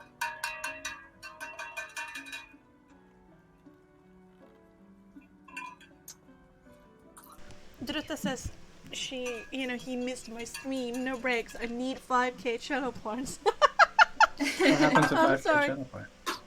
Oh, change the playlist? No, I think Drutta is moving up to another Soul Against the World or Assemble Your Party. Oh, I see. I think. I'm sorry, I was on vacation. You needed to see his mom and dad. Went to see family. Oh my god. 2 Uh-oh. grandmas, 1 mother, Oh. 1 father, so many friends. Jeez. We're back in place. Yay! I eat Sorry. so much food. There was so much food. Oh my god. Soul Against the World, I could find peeps that wanted to run in a game. It's I always the couldn't way, isn't find- it, when you visit like your partner's relatives? Just they have to show you all the love through all the food. Yes. Your Little relative teeny. sounds so nice. Oh, but it was fun. It was fun. It was great relatives. Anyway. Let's get back into it. Shall we? Yes. Please? Yes. Yes. Alright. What's happening? 2 pages and counting. Let's go. I already got 2 pages. I'm like half a page. I just Yeah, I reckon I would Get be good too scrub. Alright. Catch up. You were shown through the 3 rooms in between this waiting room and the Queen's office. They're basically lounges, just in different configurations. Just a bit of padding, you know, in between the not so important people and the important people. But eventually you go through the last set of heavy oaken doors to... I mean, this office is a bit more... It's not as ostentatious or large or grand as you imagine it to be, but it definitely follows the decoration suit in the decorations in the castle. And it is occupied by this very tidy, large oaken desk with a green top. There's some draperies behind the chair, several cabinets full of different things, and standing beside the chair and the desk, looking over a scroll, is Queen Minerva herself, dressed in... we get a spelling on that, please? Oh, yes. Yes, thank you. Will.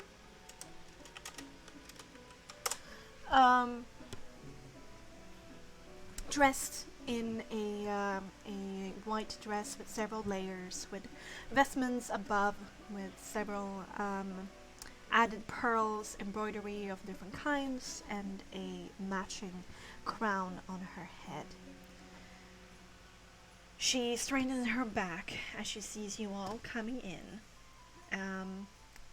Do you follow proper royal decor? Do you Absolutely. all bow? Yeah.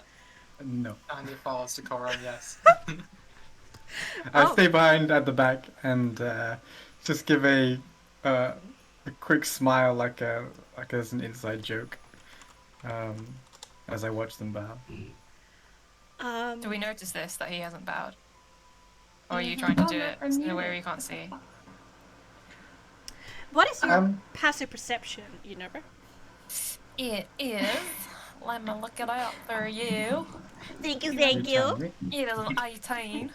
Pretty high. Holy wow. Yeah. Slower than mine. 18? What? Wait, Right. how much was it? 18? Have I 18. written Holy shit! You definitely, You sure? definitely noticed. Well, it looks like both Okay. of us noticed then. You sure you have an 18 to passive? Wow. Mine's higher. Get wrecked. Sure. Okay, then cool. No, I'm right. written Both wrong. both of you are observant, aren't you?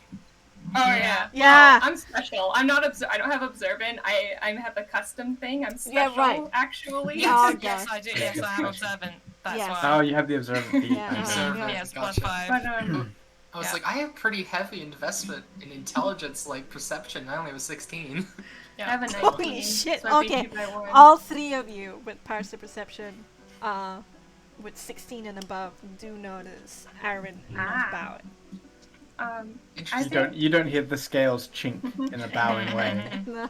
I think Acheron gives, like, surprising to maybe everyone, but to Tanya, like, a really good bow. Like, surprisingly. Okay. Wow. Almost like they've been taught how to do it before. Queen Minerva, seeing the 4th member in this group, does not immediately greet you all. Instead, there's a bit of a furrowed brow. She's confused, but also a little bit amused. Mr. Asterian, was there something that you forgot? Well, this is a little awkward, but these are my next clients, so hello Oh. again. Well, that's fortunate. Perhaps we can have that. She realizes what she's about to say. That's the Meeting. tomorrow, yes. About the movements of troops in my forests, yes. time permits, Your Highness. Ah, where's my manners? Is it not Titania of the development department who has come to my fair castle? How do you Yes, that would find be me, Your Oldwood? Highness. Ah, you too. How do you find my Oldwood and my oak heart? It is very beautiful, Your Highness. Very different from what I'm used to back in Malgrave. It's honestly wonderful. I've been looking to learn more about your history and culture, though. I found the public bookstore is quite lacking. So, if there's anything, now's not the time to ask for favors. I apologize, Your Highness. She just stands at attention. Asking the queen for books. Acheron just lightly rolls their eyes.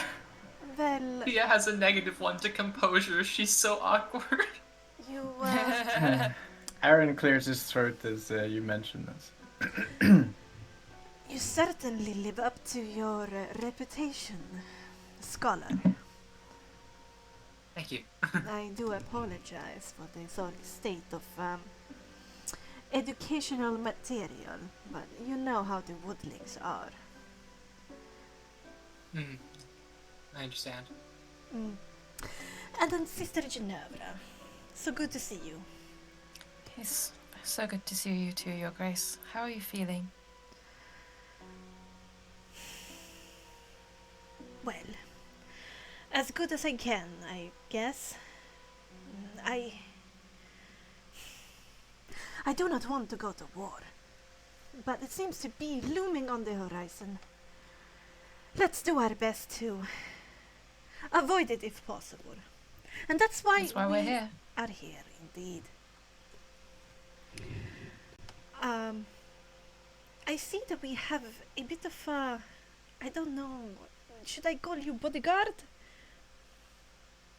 You may, Yes, this is my friend and hired bodyguard, Acheron. you may call me whatever you see fit, Your Majesty. Well, Miss Acheron, you are welcome to my castle and to my hearth.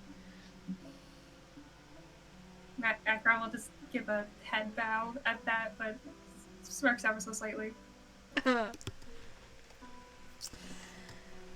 So, to the matter at hand. Let me explain what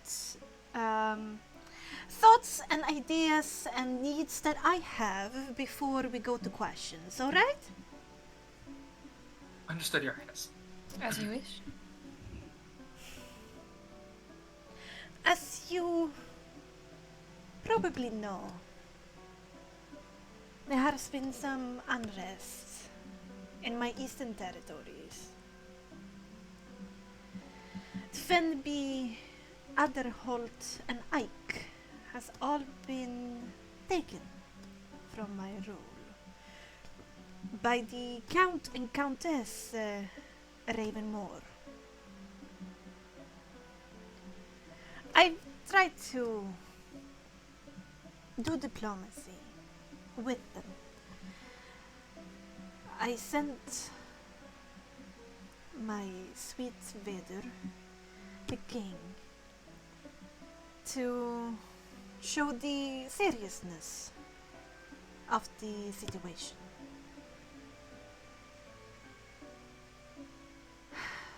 And he did not come home. She has to pause as she trying to stop the tears coming to her eyes, and she swallows, pushing down the emotions, trying to appear queenly and undisturbed. Ginevra will bow her head respectfully. But before my sweet Vader passed, one of his servants overheard in Adderholt Castle a conversation between some servants of theirs. Apparently, there was this soldier who had just come back to the castle, carrying with him a parcel. And inside of this parcel, a stone or crystal, my servant is not sure, with a orange glow coming from it. He also overheard a conversation as this stone was handed over to other servants to be brought to the countess. That it had been found in Savoie Valley, and that it should be brought immediately to the countess, as they finally have what they've been searching for. Aaron, Savoie Valley is intimately known to you. I do know that valley. Yes. You are confused We can as to spell why out the you know? location. Yes. Are you confused as to, should I send you a message? Or do you understand my little hint? It's just where I've come from, right? Yes. Here. Let me bring out a map of my fair kingdom.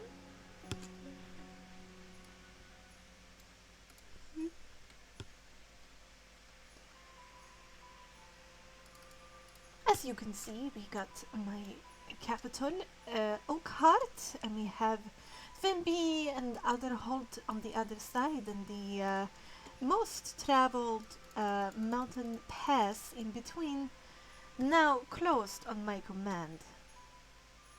Savoie Valley, let me bring out this Was Finby pen. one of the places that has been taken over? Yes, priestess. Sorry, that was an Olivia question. Oh. That was a me question. It's this valley here, in between these two peaks. The little red.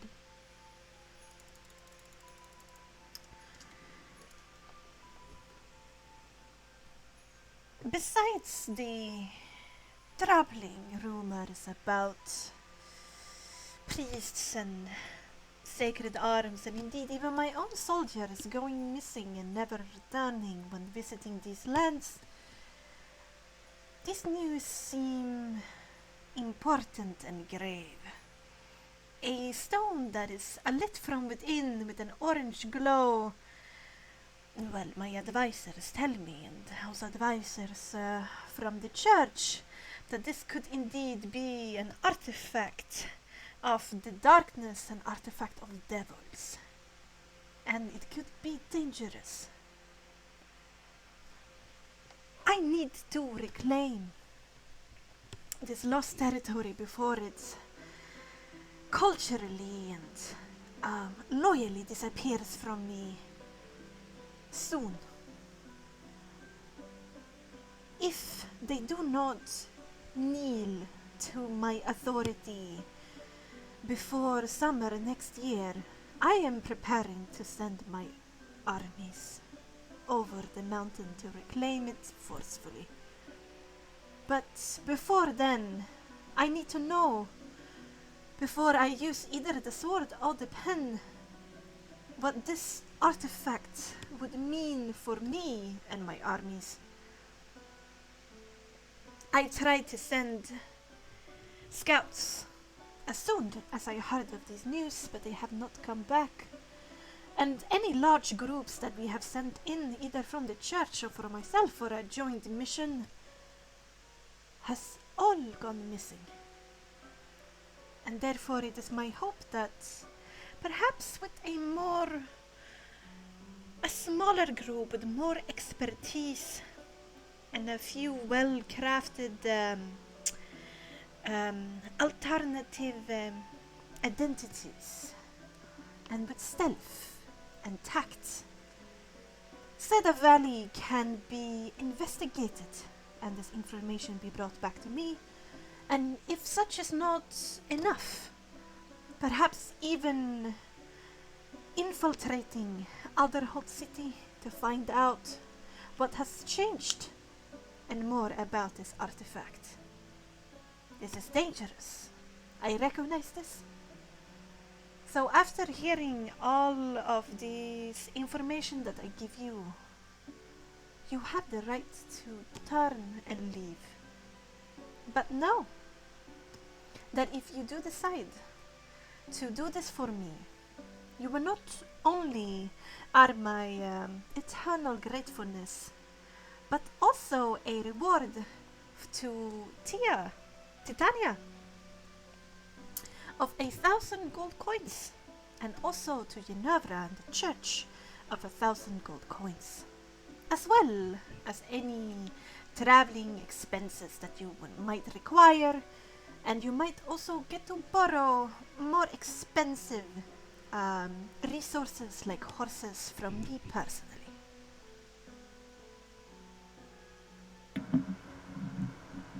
Yes, Miss Acheron. Out of character, I have a question. Sorry. Oh, okay. That's fine. Would Acheron know, because of their past, if it is likely that the church has sent special forces secretly after this? Oh, def. Yes.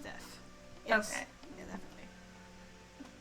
Well, then, in character, I guess Acheron would, think for a second, and then would, obviously do that, and would say, so you're looking for a long, undercover mission? Would they know we were coming, or would it be up to us to get close to this? Our alternate identities, I mean. Let this not be an insulting comment, but you do not, as a group, you four do not look like the normal scouts or spies that the church or me might send in. I am hoping that your strange apparel and mannerisms might confuse the Ravenwars.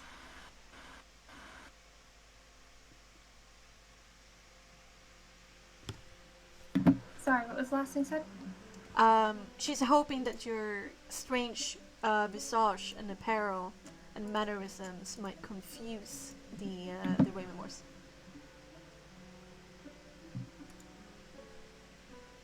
You don't think that confusion might put them on edge? Perhaps. But what other choice do I have at this point? We need to do something.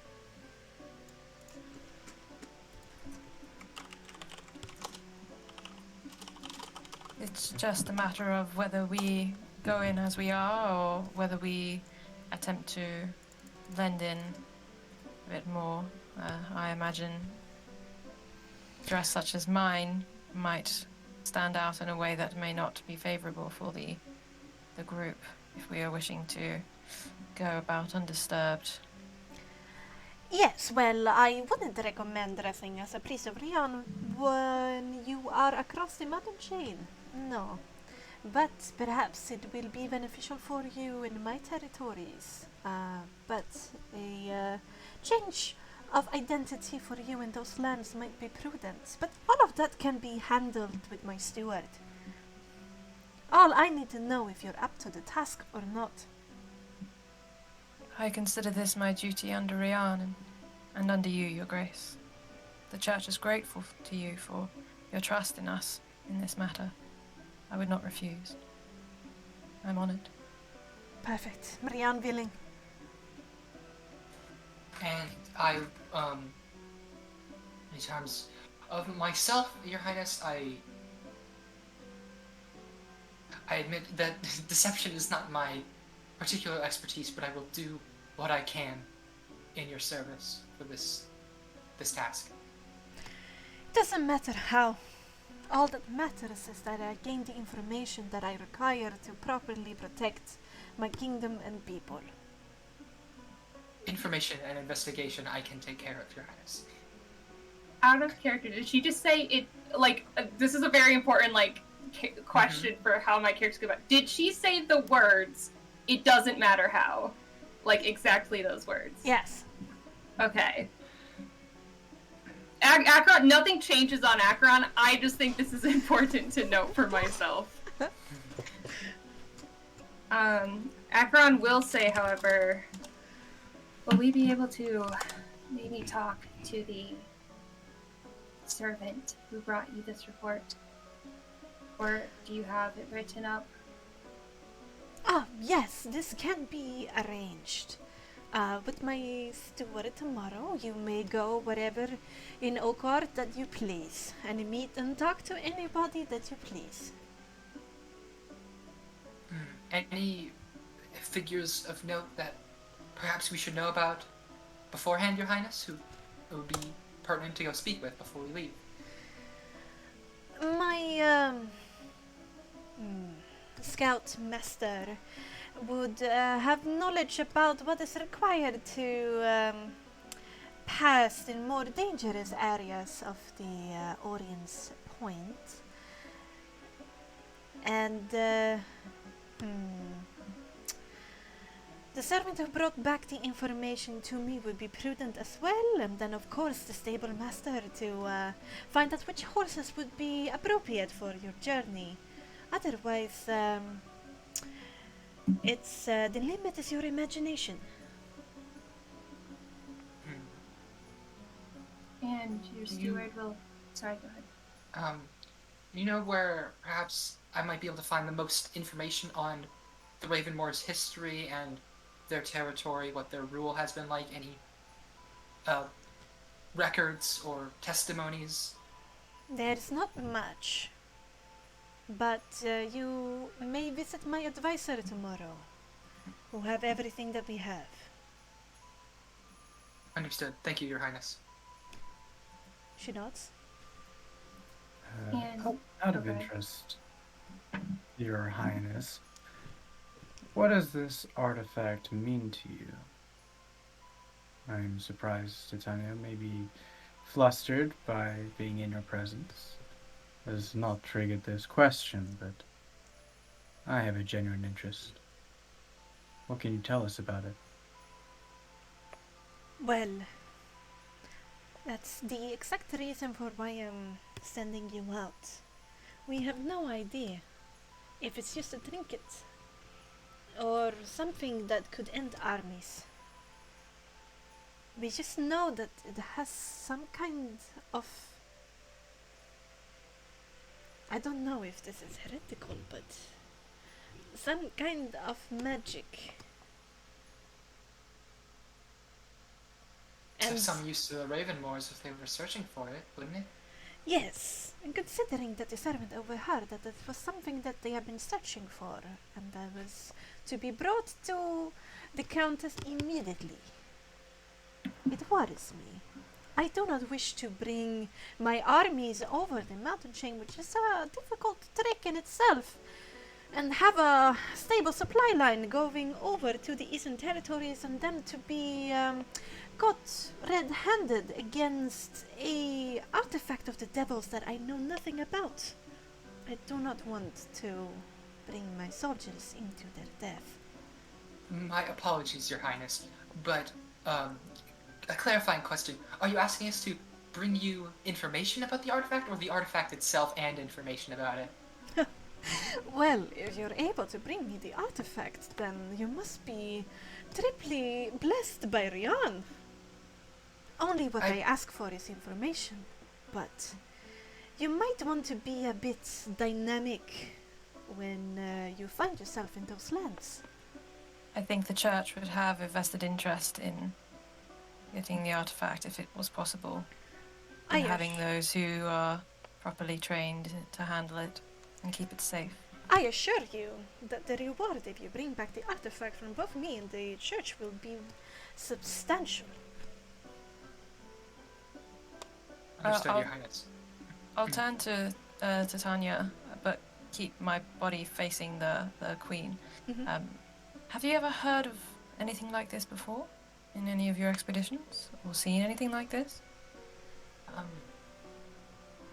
Nothing of this particular description, I don't think. Would Titania have known anything about this? from the description alone. I mean, Glowing, it's a glowing rock. glowing gem. Yeah, that's. Yeah, But does that remind her of anything? I mean, it sounds interesting since it's so vague and so open-ended, Yeah. right? Mm-hmm. Yes, Miss Acheron. If I may, I don't have to ask this question to you, but I feel that this question should be asked however I worry it may come off. Tactless. It is important information nonetheless, so would you prefer I ask you, or is there someone better? Well, do you think? I mean, my steward is very brilliant in what he does. It's about your people, so whoever you think knows the most, your beliefs. I am usually dealing with the bigger picture of things. If you want details or be directed towards those details, then definitely my advisor or steward is better in that department. No, if this is broad enough, I suppose. Are your people generally superstitious? Do you consider yourself superstitious? Fortunately, I come from a great house. A house that has stood as a great ally to the church and enlightenment for generations.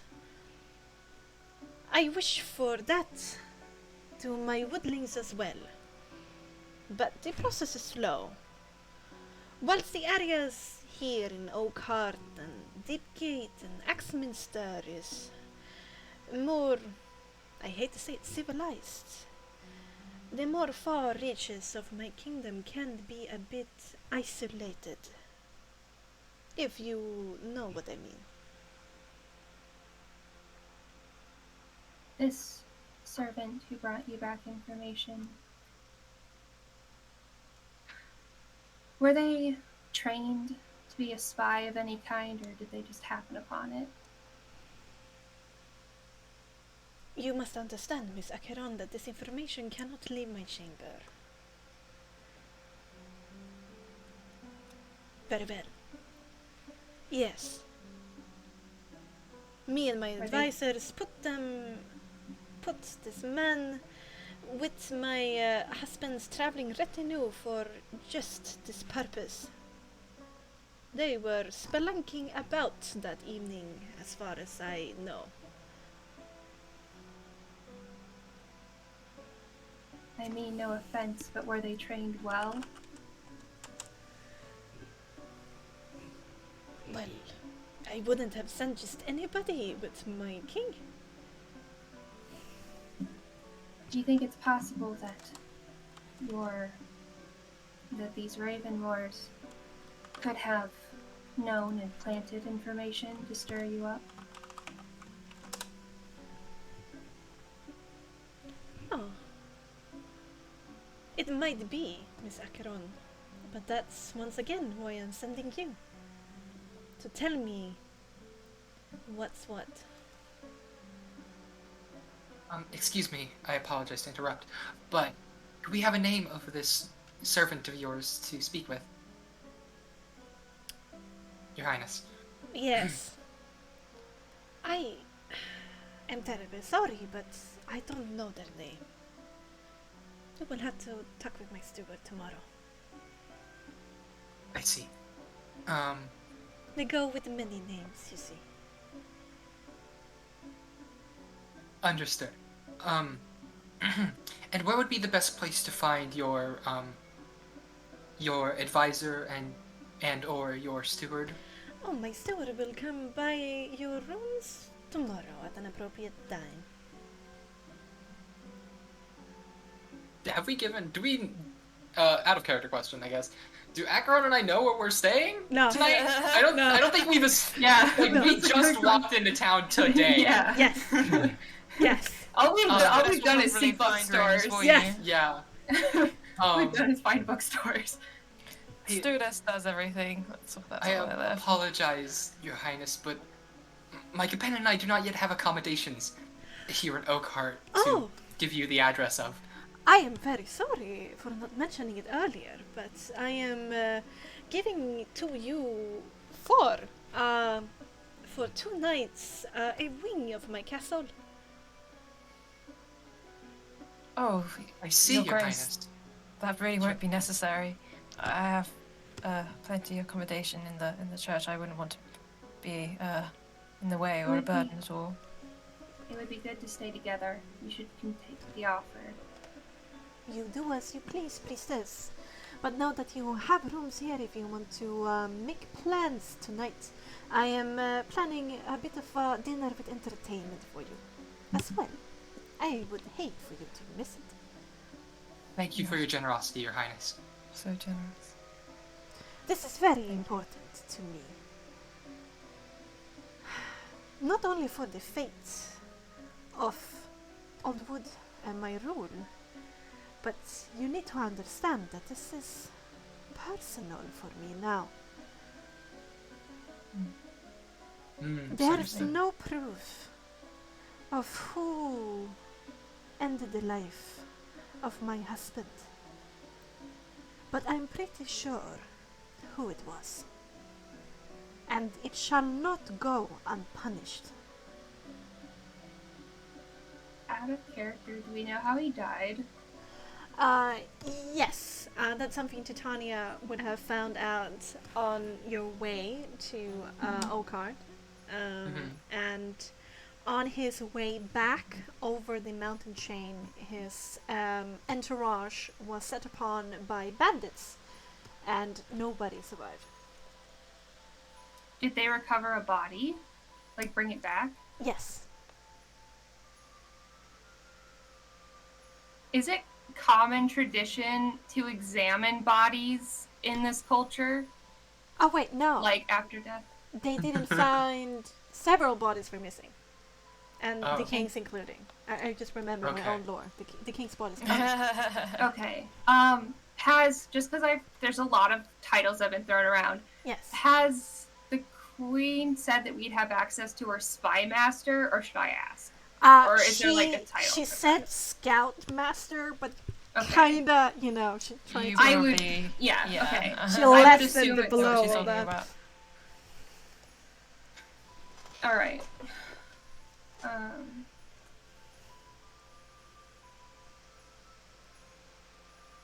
I think one thing's for certain. Tomorrow you're all gonna need something a lot warmer. I thought as much. We're going We're to the gonna be mountains heading after all. to the pass. This time of year, it's gonna get a bit chilly. Well, it is the Maybe height of not so summer soon. right now, but you probably want to pass as soon as possible because come proper autumn, it's not gonna be that pleasant. It's windy. Yes. Silk dresses don't do well Stormy. in winds. Thankfully, I'm always cold, so I don't tend to know the difference. We should. Never bothered you anyway. We should not leave I guess you could before put we it that have way. information. Say that again. Yeah. We can take it. We can take a couple of days to, or at least a day, to ask around, get equipment, get ourselves ready, anything we need. I would not want to tarry too long with something of unknown power in the hands of those who may not be trustworthy, especially something of devilry. The longer we wait, the higher chance there is for something irreversible to happen. Would you rather leave unprepared and get murdered because you were bad at what you were doing? No, I'm not saying we shouldn't prepare at all, but I'm saying we shouldn't tarry. We should try and get what we can, what's necessary as quickly as possible, and leave as soon as we can. Caution is Indeed. better than haste. We are chasing an item. A certain amount of haste will be required. Horses and the like. Once we get closer to the mountain range, though, it's likely we'll be more on foot. Let But me, since not- we're playing semantic games, let me amend myself. It's better to be cautious than reckless in our haste. Agreed. Well, it's my hope that you take it easy today. I know that the three of you have been just arrived to Okart, so take today and enjoy my castle, and then tomorrow prepare as much as you want. But I hope by the time at the dawn of the third day that you will be leaving. Not only for the artifact's sake, but also for the weather.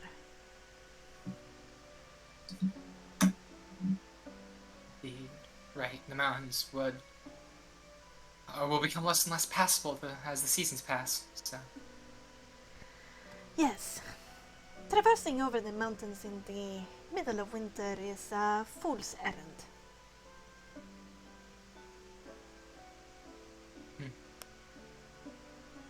We shall take your wisdom, your grace.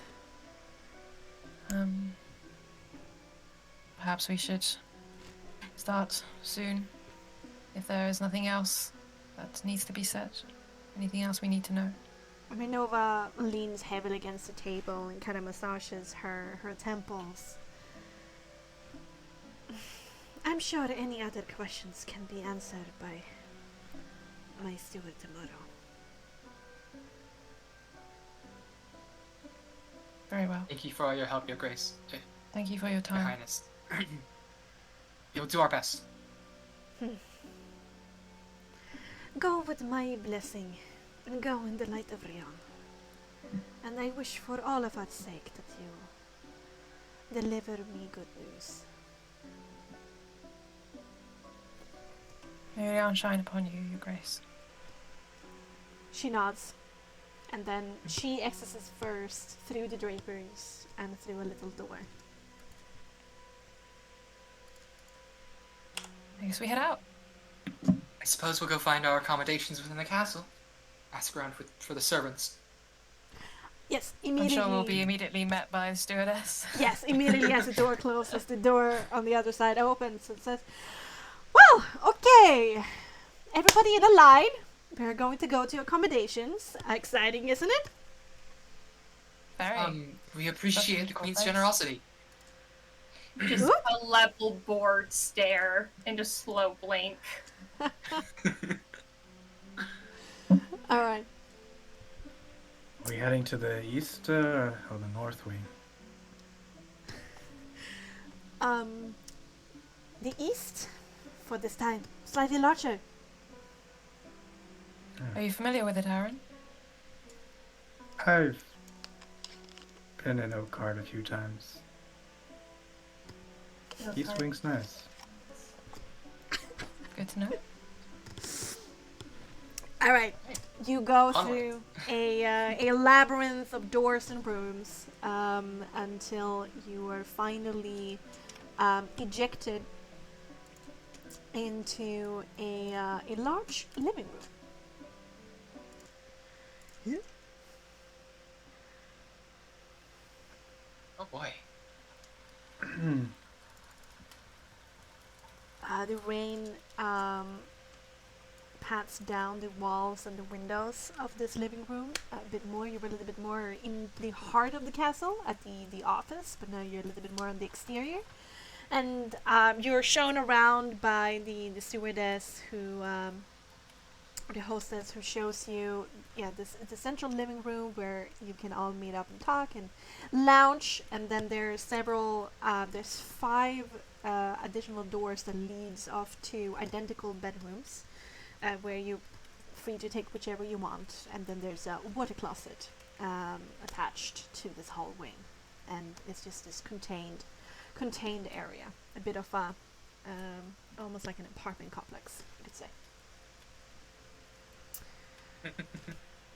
Acheron will quietly walk up and pull on Titania's sleeve, Uh-huh. and then we'll look at one of the corner rooms. Do you want some privacy, Kaya? Yes. Alright. If you'll excuse us, Ginevra, Aaron. Thank you. And we usher off into a side room. Mm-hmm. I guess one of the bedrooms? Yes. Yeah. Oh my goodness. Very lavish. I come Yes. prepared. What even is that on the top of the bed? It's like an entire skyline. Yeah, but you Like a know, fort. Allwood is known for their loggers and their woodworkers, so you know. Allwood is known for their wood. Yeah. Surprisingly Yeah. enough. Surprising. Once in the room and Kaya shuts the door, Akra's gonna take a quick look around. Does it, like, not that I am expecting anyone to be in there, but does it look like there are spaces that someone could be listening to us in? There's a lot of detail in these rooms. There's Okay. a lot of nooks and crannies. You know, just look at the like oak paneling on the walls. If, You know. Speaking of the walls, if I knock on them, Yeah. how thick do these walls sound? It depends on which direction. If you knock towards, you know, the outside, it's very, very, you know, dull. Several, like a meter of stone almost. And then you have more of a soft sound when you do the interior wall. But it's hefty. Alright, after I've done that, Akra's gonna turn to fix Tia with a slightly exasperated look, hands on their hips, and just lets out, like, an annoyed sigh. I think we might be fucked. Really? You don't think? Oh my goodness. Oh, what have we gotten into? You're taking one of the corner rooms. That way, if we're attacked and I can't see, I'll be able to find your room.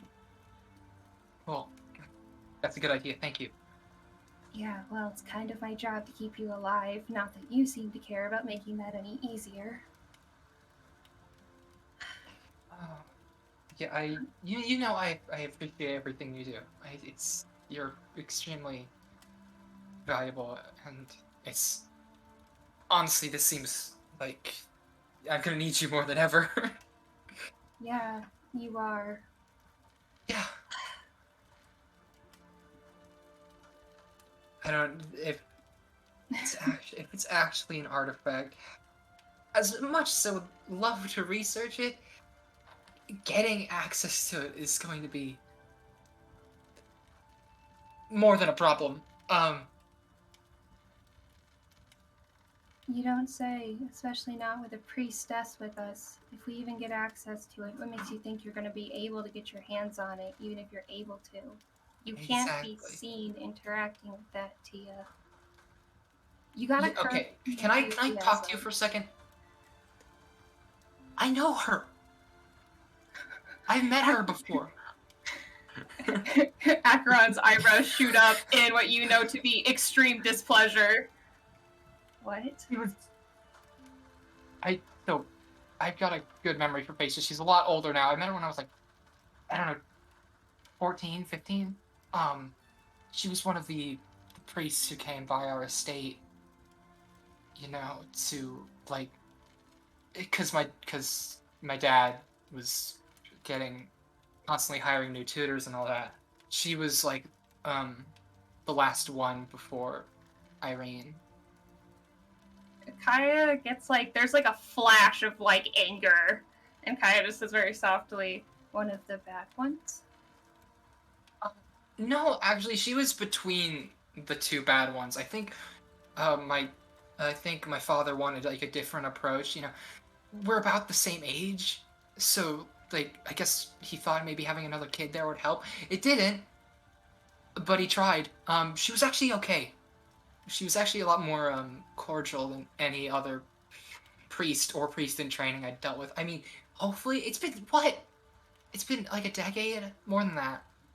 Hopefully she doesn't remember you. I can't imagine what would happen if she connects the dots and puts your name in one of her reports. That would be problematic. Yeah, so maybe we should curb the enthusiasm just a little bit. Yeah,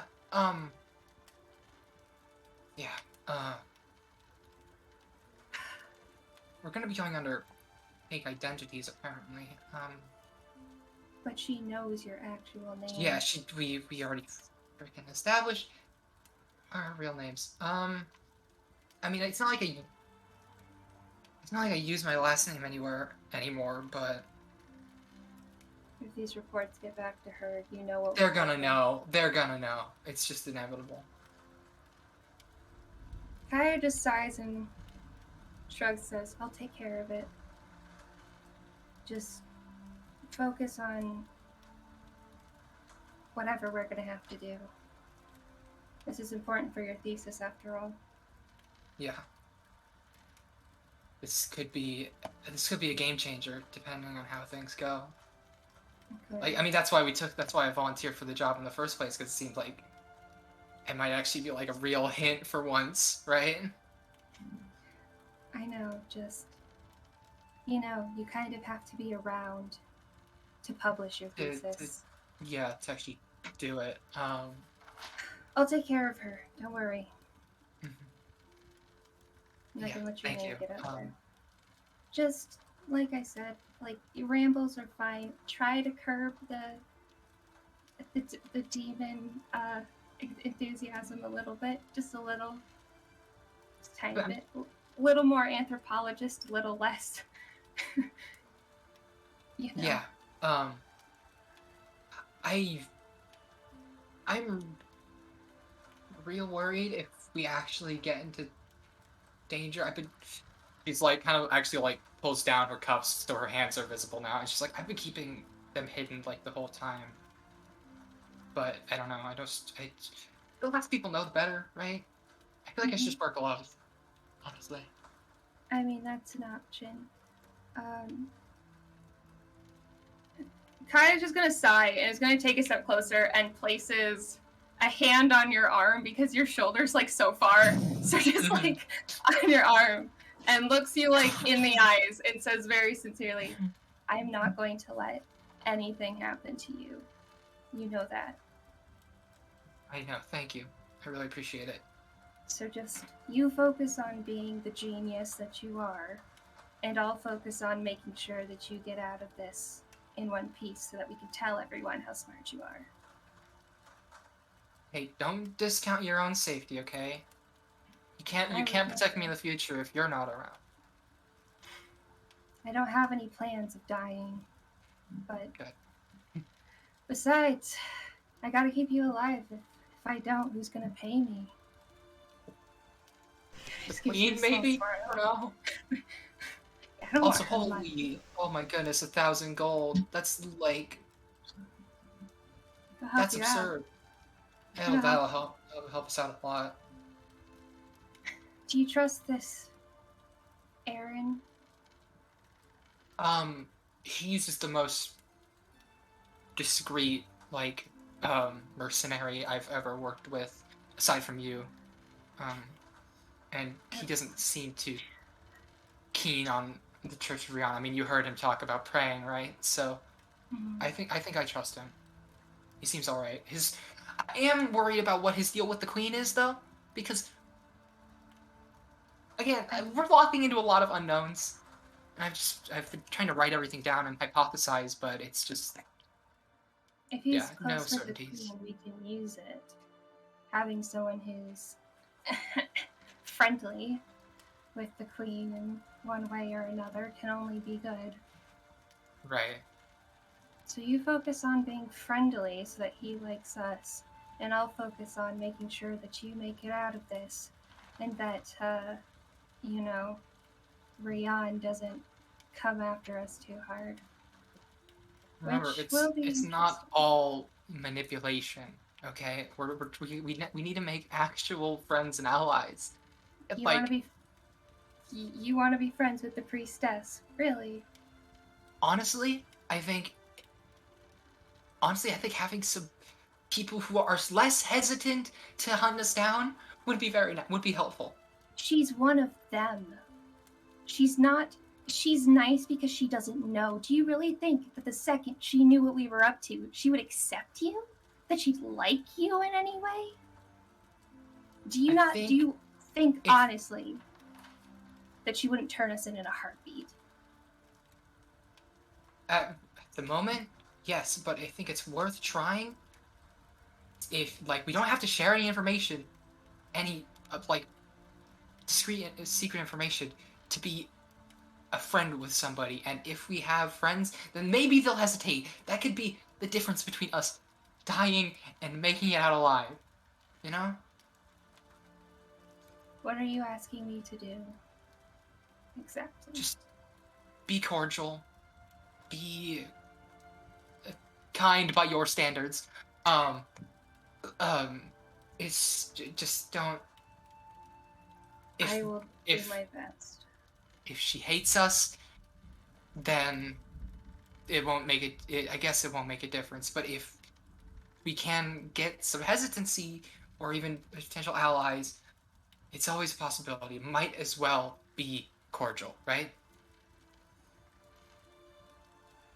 Maybe I'm a For you. fool, but yeah. Usually, but you know what? I will do what you ask anyway. Thank you. I from what I remember about her, I think it might actually be helpful. So, we'll see. Right, well, we don't want to let them gossip about us for too long, so... Yeah, In let's just... the meantime, yeah, in the meantime. Thank you for Meanwhile. enduring that. Aaron and Geneva share a glance at each other. You were right. The East Wing is beautiful. A little ostentatious, but I'm glad you like it. Well, she is a queen after all. Maybe that's why she likes you so much. Gets a little break from it. I highly doubt that we're here in the East Wing because of me. I think it's because of you. Why so? Well, I would have thought that was also obvious. Because of my clothes? And the church. Hmm. It's not often that they get an emissary. Whilst they may be friendly, I think she's trying to put on a good impression for you. Hmm. I could take it or leave it, really. Honestly, I'm the same. Is that so? But I do appreciate the thought behind it. Yeah, I wouldn't have thought that of you if you're wearing silks like that. Is this not what you prefer to wear? The silk. Maybe I do enjoy it. And you might have noticed when walking, depending on how much attention you were paying, that her movements are quite balletic. The silks kind of flow quite almost like water again as she moves. So I perhaps do appreciate the silks. But the gold is... Sometimes I think it's a bit much. But there are certain images the church wishes to portray. And we are meant to be an embodiment of Rion's light, so it's not really about what I prefer, it's what he does, really. Aaron gives kind of like a quick facial expression, like, if it pleases you kind of thing. Well, you can leave the goal behind on this one. I think that might be for the best. I heard you mention, did I not, a Zilly waiting outside? Is that someone else who will be coming with us? Zelia. Zelia. She's fine for now. She's just my horse. Oh. I understand. Sorry, I misunderstood. How long have you had her? What kind of horse is she? We've been together a while. Longer than your sword? He like has a distant look for a brief second with that question. I honestly couldn't say.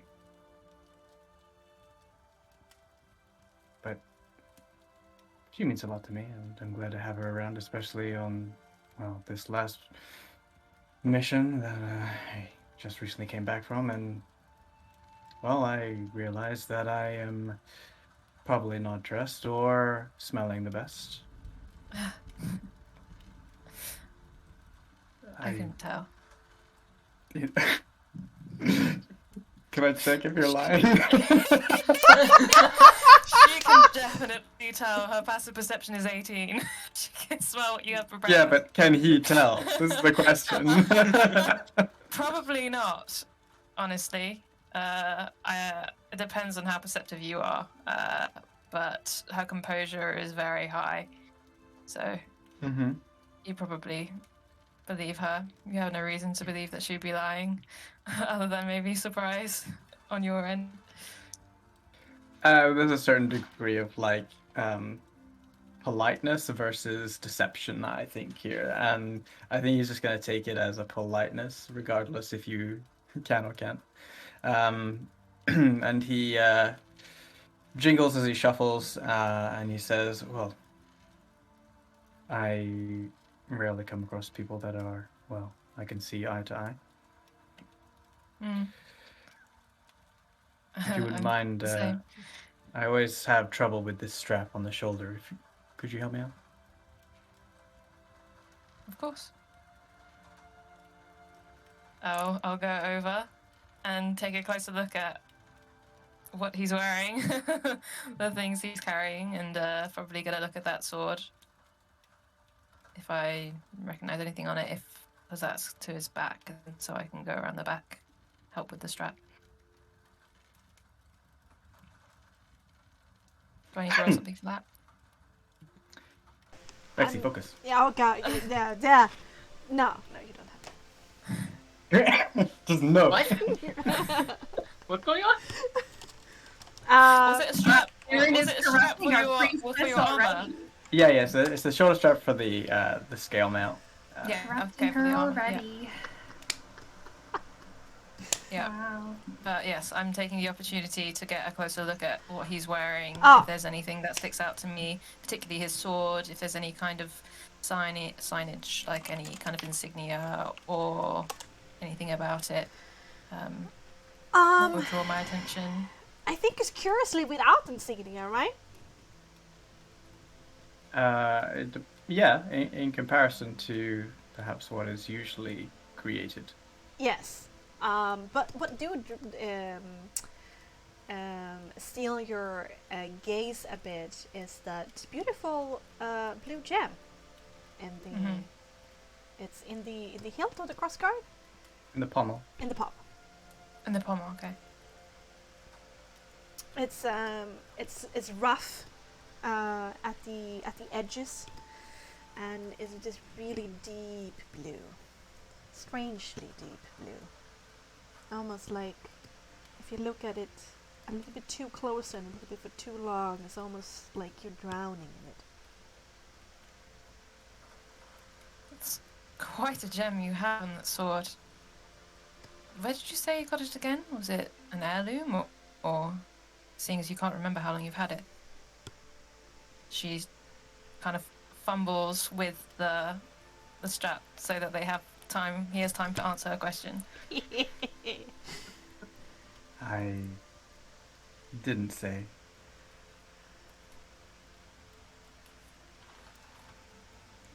It was an inevitability, one can say. It's a rather mysterious answer. How do you mean? Sorry. It's just a gem. Well, you should certainly keep it safe. It's beautiful. And I unclasp the strap, give him a smile, and then say, "I won't keep you any longer. If you wish to bathe, I'll find a room, and I wouldn't want to reject the Queen's kindness. I look forward to the entertainment it seems that she'll have ready for us this evening." I guess I'll see you then. Or if we have discussion, I'll be over there and I'll point it to her room. Thank you for the clasp. Anytime. And she'll walk away. No, I'm gonna catch you before you go. Yeah, no. Okay. Yeah, no. I'm Oh, walking away from okay. him, Huh? so... Yeah, you You know, get to... I'm in the main pirate area. I'm just trying to get to the door, so you got time. Yeah. Exactly. You walk out of the door, Akron, and you see, Unobra is about to open another. As long as it's not the one, because Akron wants the room arrangement to be Tia in a corner room and then Acheron next to that room, if possible. Mhm. So But do you choose if she's Ginevra? like walking into that room next, then I'll be like, Is Ginevra walking into the room that Tia Yeah. and Akron walked? Okay. No, I think It's the one okay. next to it. The one next to oh. it.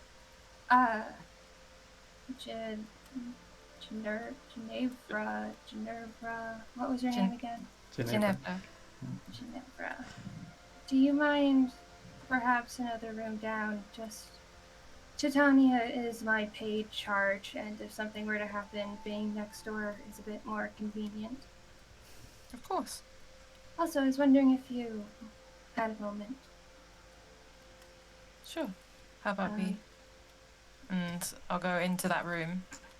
Yeah. The same room I was going into, but seeing as I'm going in with Acheron. Alright, Yeah. back into the bedroom. Yeah. Acheron steps in and lowers one of, the bag they have onto the floor, and then just kind Does of... it sound like a heavy bag when it drops? It's a large bag. It's a rucksack? Yeah, it's big. It's a Okay. big bag. Okay. So yeah, it's not a bag full of clothes. It's a bag full of. There's stuff in there. There's some Yeah. things. There's some metal in there. Maybe a couple books. Not my own. Like, wow. Not my own. Even more books. More books. No, you definitely hear things with weight. Mm. There's definitely a couple things in there that sound hard, or like there's some amount of volume or mass there. Yeah. Not like cute. Like there's nothing sticking out of the sides or anything. Also, I would Mhm. say since Acheron's like walking around, you can see that Acheron has 2 daggers in the back, strapped to the sheaths, and like a couple of pouches on their belts and stuff. But yeah, no, there are some objects in there that aren't large but have substance to them. And Acheron just looked around and gestured to anyone. You can sit or stand if you want. Make yourself at home or whatever. I'm comfortable with you. And then Acheron's is going to... Acheron's so freaking short, oh my god. But like, kind of Again, is like... you probably don't feel like, even though you'll be looking up, you probably won't feel very like, God, I'm so small, like you are with Titania. No. Like you probably feel maybe even a bit larger in stature. Acheron has a kind of presence Yeah, about exactly. them. Like, right now you can tell that there's like in their face and their eyes, there's not a lot. They look less bored and more just like there's a purposeful mask of like nothing there. But they're definitely appraising you. And they walk kind of in like a lazy curve around you, definitely looking you over. Yeah, with Ginevra, it's just grace and calm. Stillness. So, how long have you been here? About a year. It's a long time. You weren't born here then? No. Where are you from, if I can ask? From Nodensia. I came over here when I was young. I wanted to be a priestess pretty much all my life. You studied here then, to be a priestess? In Crowhill, yes. Why do you Okay. ask? Curiosity. I'd like to know who I'm working with, and if your protection is going to be my job as well, it pays to know who you are. Might I ask where you are from? Here, there, I spent the last several years of my life, a decade really, in Malgrave. I was born in Crowhill as well. Probably tell from the accent. So you were in Crow Hill 10 or so years ago. Give or take. Why do you ask? My memory isn't the best, but something to your face. You remind me of someone I used to know quite well. Well, Have we met before? If you were in Crow Hill, I was there in that time. Maybe you may have come to a service, or... I doubt it. Members of the sphere, such as I, are rarely in cathedrals as great as those that train priestesses. Well, the church is welcome to everyone. But not equally, and not everywhere. True. So, what are your capabilities? Well, I kind of pull out the hunting bow, which has been kind of attached to her back, and now you can see it. It is very ornate golden bow, beautifully carved, flowing patterns. I am somewhat trained with a bow. I can probably get a hair from 100 paces or so, but I wouldn't nearly assume that I would be at the same level of martial ability as yourself or Aaron. I also was respected in Crow Hill, where I was trained for my ability with healing miracles. Rian seems to have trusted me with, or recognized my care for others and helped accentuate and help me further that practically. And do these So- miracles cost anything? Devotion. Simply devotion. I'm curious about your tattoos. You have quite a few. They're quite ornate as well. What would you have need for so many? Can't someone just like to be beautiful?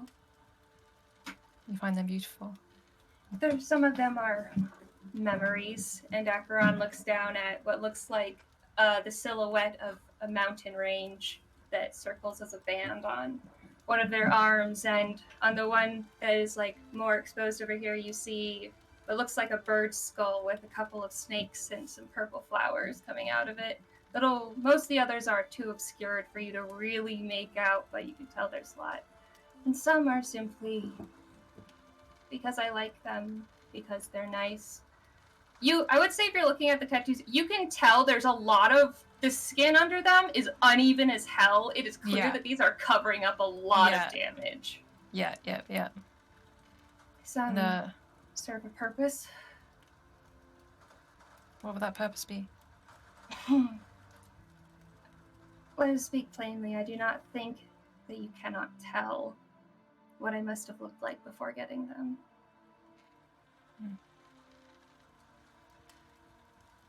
Not all of us have skin so smooth. I'm sorry that such a thing is needed, but I'm glad you found a way to turn it into something beautiful. There's nothing else to do with it. I'm sure they've made you what you are today. My scars are my tattoos. Macron will give you the smallest smile. I'll smile back. They are I know. beautiful. Thank you.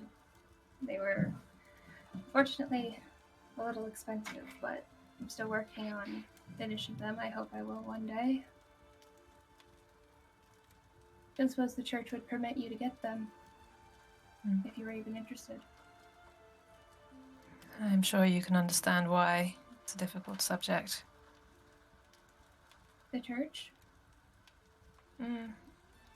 Tattoos. They have many uses. That's why I ask. No, I cannot perform miracles. Nor have I ever been. Well, I suppose the only miracles I perform are just being damn impressive and good at my job, but I make those myself. I look forward to seeing those. Hopefully you won't have to. If all goes well, which it won't. Which is why I have to ask. The church is sending you. I have reason to suspect you'll be sending reports back. Won't you? Is the church going to be watching your progress? Is there anyone going to look for us if we disappear? I mean, they've sent people in before that haven't returned. I imagine we have as much support as they had. There were agents that they were able to send in, but often times they don't come back. So I believe we're relatively... That's why we're going, is because they trust us to be able to do the job and get back out. But will they know where you are if we disappear? It's Well, important to they did know tell us. if anyone... They did tell us where we're going. I imagine that's where they assume we are. Fair enough. Right, well, cutting to the chase then. We've had a good small talk. You seem like a nice person. A good person, maybe. I appreciate that. If Titania gets carried away, says something, or seems very excited by these devil artifacts, I would ask you to not take it personally to your religion. And if you do write reports featuring her, talk favorably. She loves what she does, and her enthusiasm could get in the way. I wouldn't want a bad report from the church to ruin her standing. You have no need to worry. It's rather endearing. I'd much rather be with someone who has a genuine interest and an excitement to do the work than someone who didn't care. It's good, and I hope I have no reason to worry, and that it stays that way. I would do anything for her. You It's understand? clear. Well, then you and I should have no problems. I hope not. Right. Well, Alright. Do you leave her room, Minerva? I'm not staying in my room either. I just didn't want her to have the room next to Titania's. I'm going to have to find Tia next, so we're both leaving. I have her on leave first. And as she's leaving, I take a better look at the daggers on her back. Yeah, pretty normal. There's kind of daggers. The hilts are, like, they're weirdly plain. Practical. Like, they don't match, but they're like everyday use. There's nothing, like, for how decorated Acheron is, and Acheron's like, clothing has like the images beautiful. of like the multicolored like I birds love and the winds. clothes. Yeah. Thank you. Like the belts, the weaponry, it's all super standard and plain. For how decorated Acheron is, there's like no decoration on their gear. Okay. It's it's almost an odd contrast.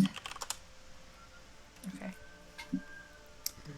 Then I'll go out and then go into the room next door. Okay. And do my evening things, I think. Okay. And Acheron, you wanted to go back to Tia quickly? yeah. Alright, let's keep it short. Oh yeah. No, that's just where Acheron stays. Okay. Oh, God, Yeah, I see. right. Okay. I am a bodyguard. I am not doing my job if there is not a body to guard my vicinity. It's like literally only when you sleep, and even then it's like, Yeah, I'm not Alright. happy about. Yeah, I'm not happy about the separate room thing. I mean, it's a big old bed. Yeah? Then again, I mean, you're also a big old person, Tanya. I'm pretty sure Titania would not let Acheron sleep on the floor, despite how willing they might be. Might insult It's the like queen. I could just sleep on the floor right there. It's like, nah, you have a room, use it. You have a life. Please take care Yeah. of yourself. Yes. Okay. You guys, you rest up in your rooms. You go to the water closet when it's available after the considerate amount of time that Aaron spends in there. You know, doffing and donning, his armor and cleaning everything. It's a lot of dirt to get out. Okay, and he's a meticulous man. It's like a terrible university student's bathroom, like after the estimate. It's like Oh, you should've mud. Nuh-uh. You can't have anything in silver hair. It's gotta be. You can just, go and find a servant and then we clean it for you. Because That's you good. can. And then when dinner comes along, a oak table is carried into the room here in the open space, but the accurate, the good amount of chairs required, some extra, if you want to prop up your feet. And then servant after servant trickles in with different plates and cutleries and decanters of different things. And about 10 minutes later, it's a little bit of a feast on the table with hearty pies, stewed mushrooms. There's different types of dark bread, butter, dark ale, light ale, just water. There's also different kinds of meat, but more of the gamey side or pig, and a few soups as well, depending upon what your tastes are. And you realize that you probably will eat 10% of all of this food.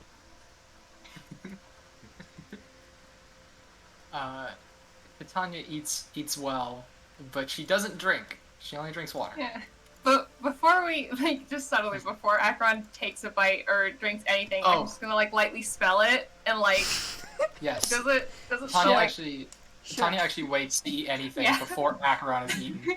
Wow. Yeah. Is any of it poison? Well, we Just can real do, quick, is anything poison? make me a perception with intelligence, considering your skill in poison making. Yeah. Oh god. Can I help with that? Can you? Can help with the tasting.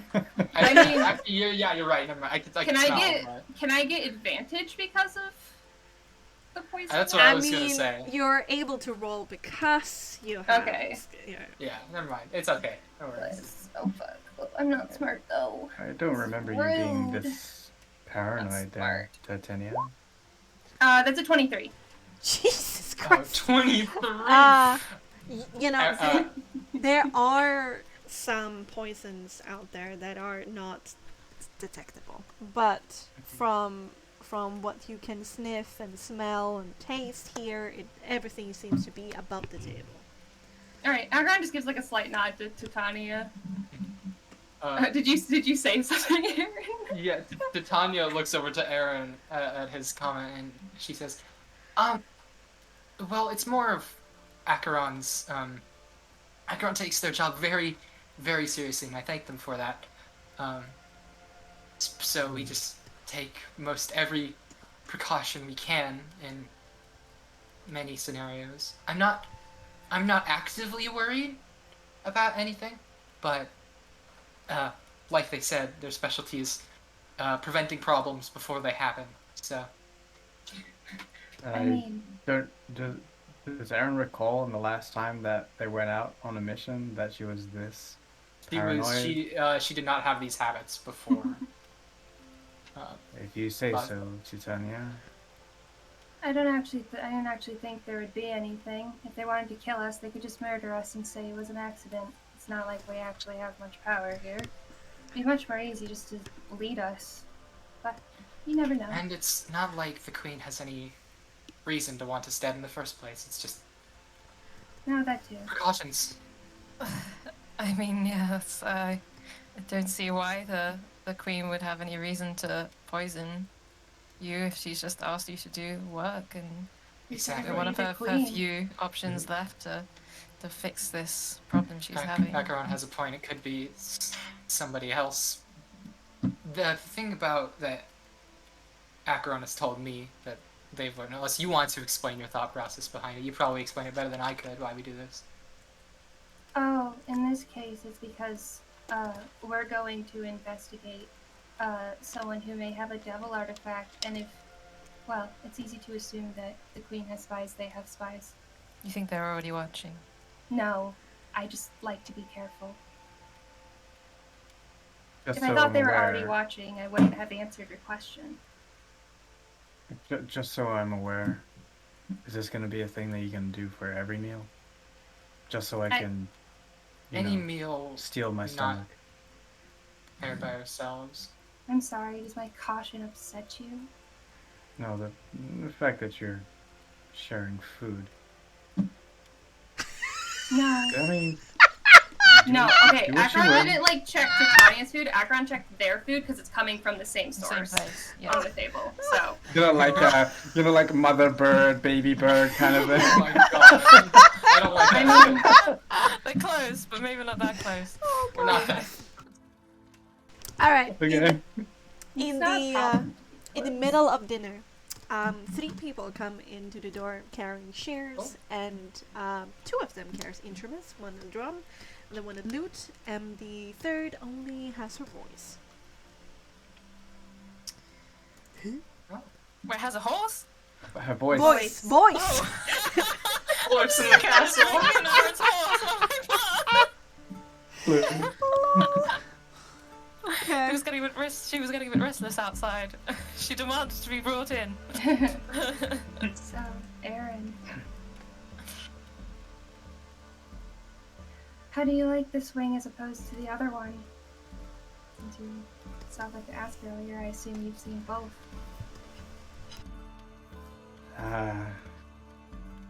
Well, this one has a lot more lavish decorations.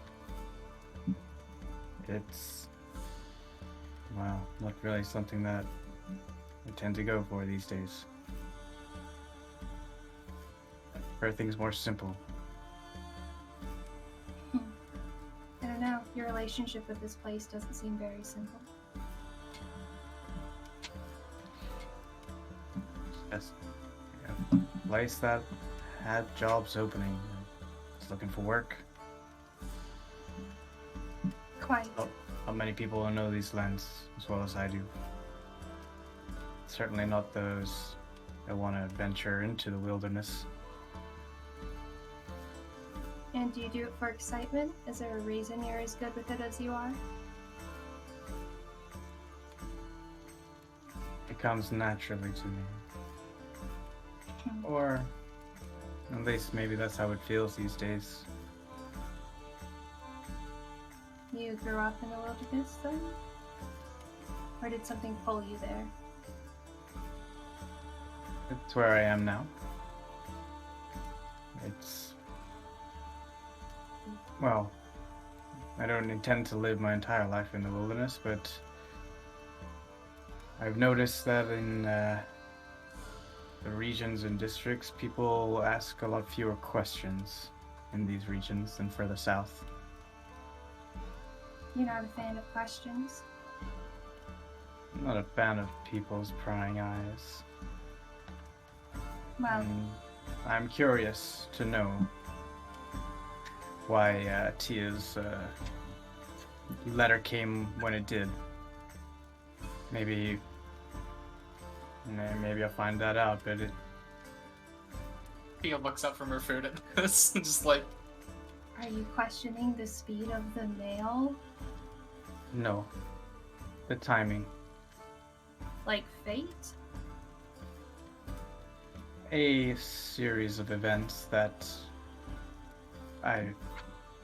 I'm not sure, and I'd rather not cast dispersions so early into the night. I have questions, but they need not be answered today. It's interesting. So you seek knowledge, but you don't like to give it.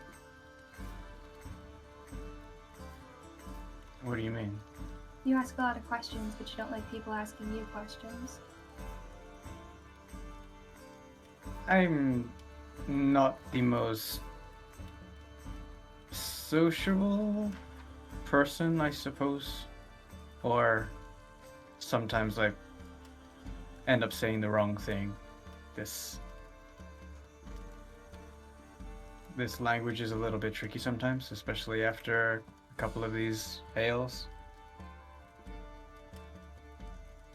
Is it not your native tongue? I thank you for not being overly obvious. I have tried to learn it. I hope it comes through okay. Well enough, I wasn't able to tell it wasn't native for you. What is your native tongue?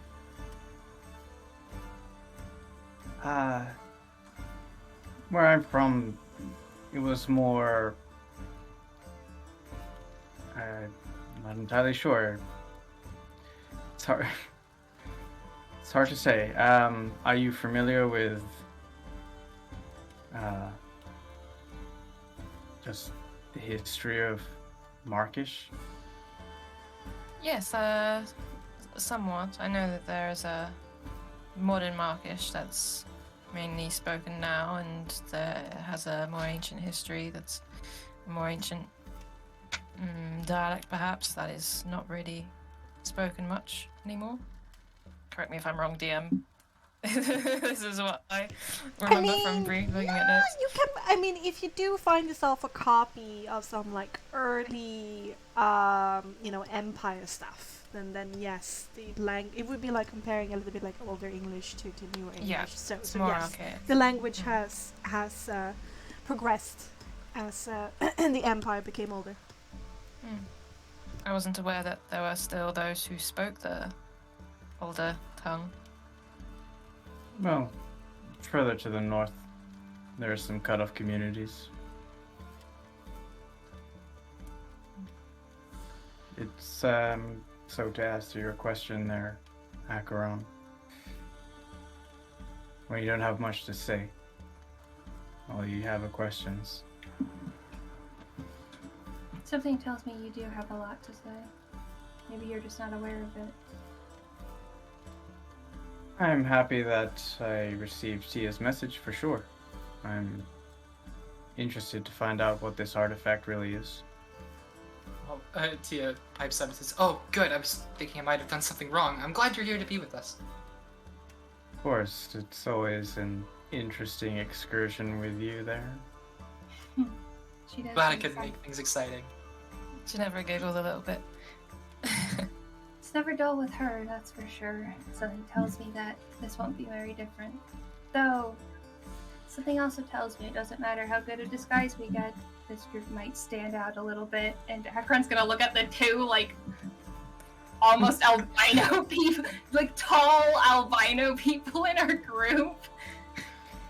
Don't worry, these aren't the only clothes I have.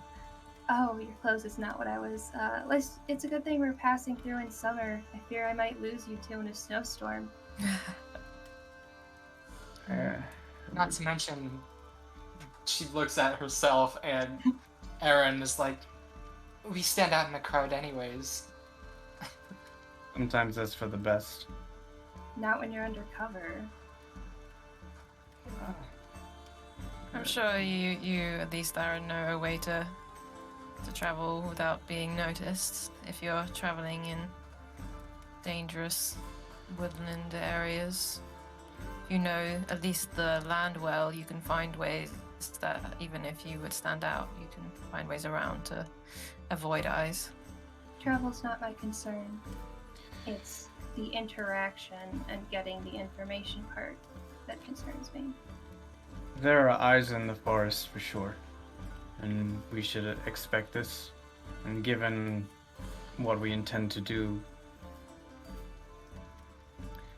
don't be surprised if we get recognized, or if I get recognized in the forest. I've been around the forest long enough to be somewhat known by some people. I'm not the most proficient in combat necessarily. I had a tiny bit of training as a child, but mostly I mean that's why I hired help, you know? I could defend myself alone on traveling. I've not Should I be been prepared as I idle. could? Well, I've not been idle since the last time we met up, Titania.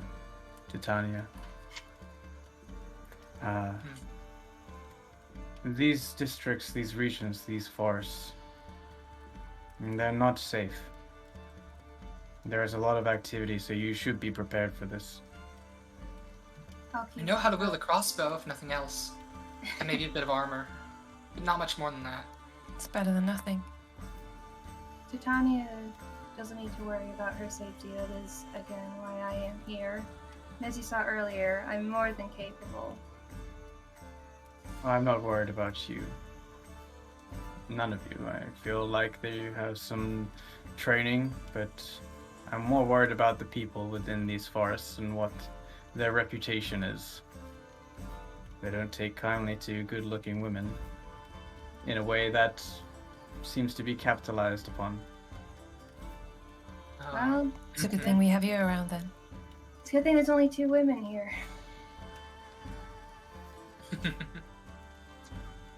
Right. I will say, like, you know, Akron has like a completely flat chest. You can see like bandages. Yeah, the binding. Under the clothing. Ginevra will, before eating, bow her head, say a prayer that's probably imperceptible. And if anyone is taking any kind of attention, I don't know whether Acheron would be just always kind of looking around. Probably not the others. She doesn't take any meat on her plate. Mm. Aaron's plate is all meat. But he takes a smaller cup when it comes to dark ale, and when he sips it, he almost checks a couple pause after each sip, cautious the amount he's drinking. Yeah, Tia eats just about everything there, kind of exploring anything she hasn't tried before. That's Like such once- a shame, because when it is time to change the table decor to bring out the desserts, Titania is pretty full. And she sits there and looks at the honey pastries and the spread of cheeses and jams and biscuits. And she's like, oh no, why did I? And with We see it, later, Phil. a bottle of Caffmerian port wine is also brought to the table. Ooh. Oh, dang. I think Akron might try a little. Akron does not drink much, but does drink a little. Like, just a little bit. So, like, not like Tia, where no drink. No. No, Akron does, like, Akron waits a while into the dinner after, like, we've talked a little bit, and then it seems once they are less, like, hostile, they drink a little bit. But, Alright. yeah. I don't know, Akron eats very balanced. Like, there's a good mixture of everything that's, like, healthy. But Akron does kind of, like, look a little, like, not, like, doesn't look super attractive, but attracted to all of the sugar on the table. Yeah. Wow, so much information I- gleaned about the characters just from what you're eating right now. There. Yeah. The two people who are broke are very, very much Whoa. appealing. Akron's taking the chance to eat healthy because it is there and we are broke. Yeah. Ginevra is very much. You see just a little glint in her eye at looking at all the desserts and the pastries. She maybe takes 2, which is, you know, a lot more than she's taken of everything else of the meal. Alright, I see. Well, there's also, you know, a cheese platter, so that's pretty nice. Some marmalades. Aaron doesn't take any. He looks at the platters of pastries and gives a resolute nod to say, "No, I'm done. Okay. I have have yours eaten." then. And a while into the desserts, the little band of musicians stand up, bow, and exit the room. Probably some very Anya shame. applauds. polite applause. It was so beautiful. And there you are, sitting in the late evening. Still raining outside, very dark, and this room is illuminated by a dozen or so candles. A soft orange glow as you listen to the rain. Suppose we're not gonna have time to go out and buy anything today, then. We can do it tomorrow. And I think on that note, we should talk about if we're going to need If any of us have certain needs or things that we do, if we truly want to work together, it would pay to know how we function.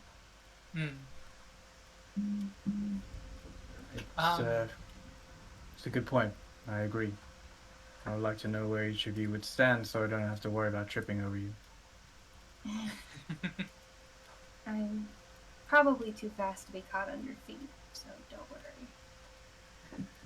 Good to know. I'll probably be behind or next to Acheron whilst we're out on the roads. We have a bit of a plan for these sorts of scenarios.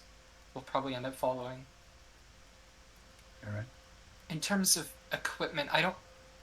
She kind of like looks down at herself.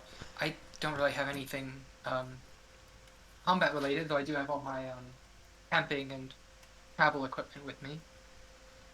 So are we to expect that you just be hiding in the bushes? I mean, I can purchase a crossbow while we're here if we're on the Queen's funds.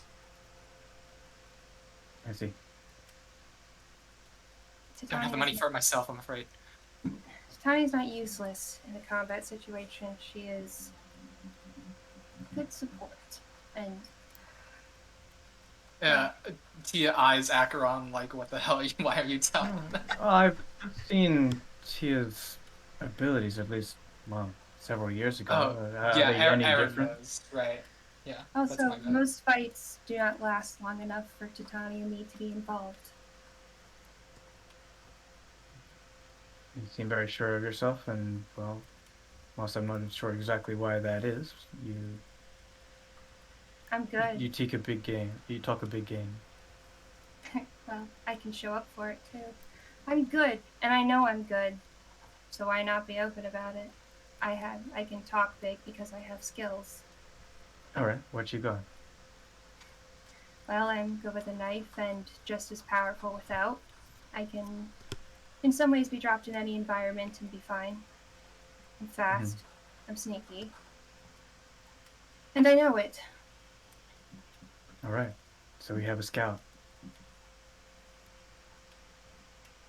And Ginevra? I have better skills at range, but also it should fit in quite well being nearby Titania. I noticed you carry a bow with you. Precisely. How good are you with that? I haven't had as much practice as perhaps I should have. Well, let's find out, shall we? And he grabs the candelabra off the table and like strides heavily to the other side of the room. You're gonna ruin her walls! Oh no, don't Yeah, he shoot doesn't an care. arrow into a painting! It's the queen's favorite. I think we should take advantage of this. Acheron just looks like it's the slightest smirk of amusement at this. This is like the warmest Acheron has looked towards anyone all evening. Like puts the candelabra down. It's like three candles or whatever. And then like walks back, and then just like put the candle on.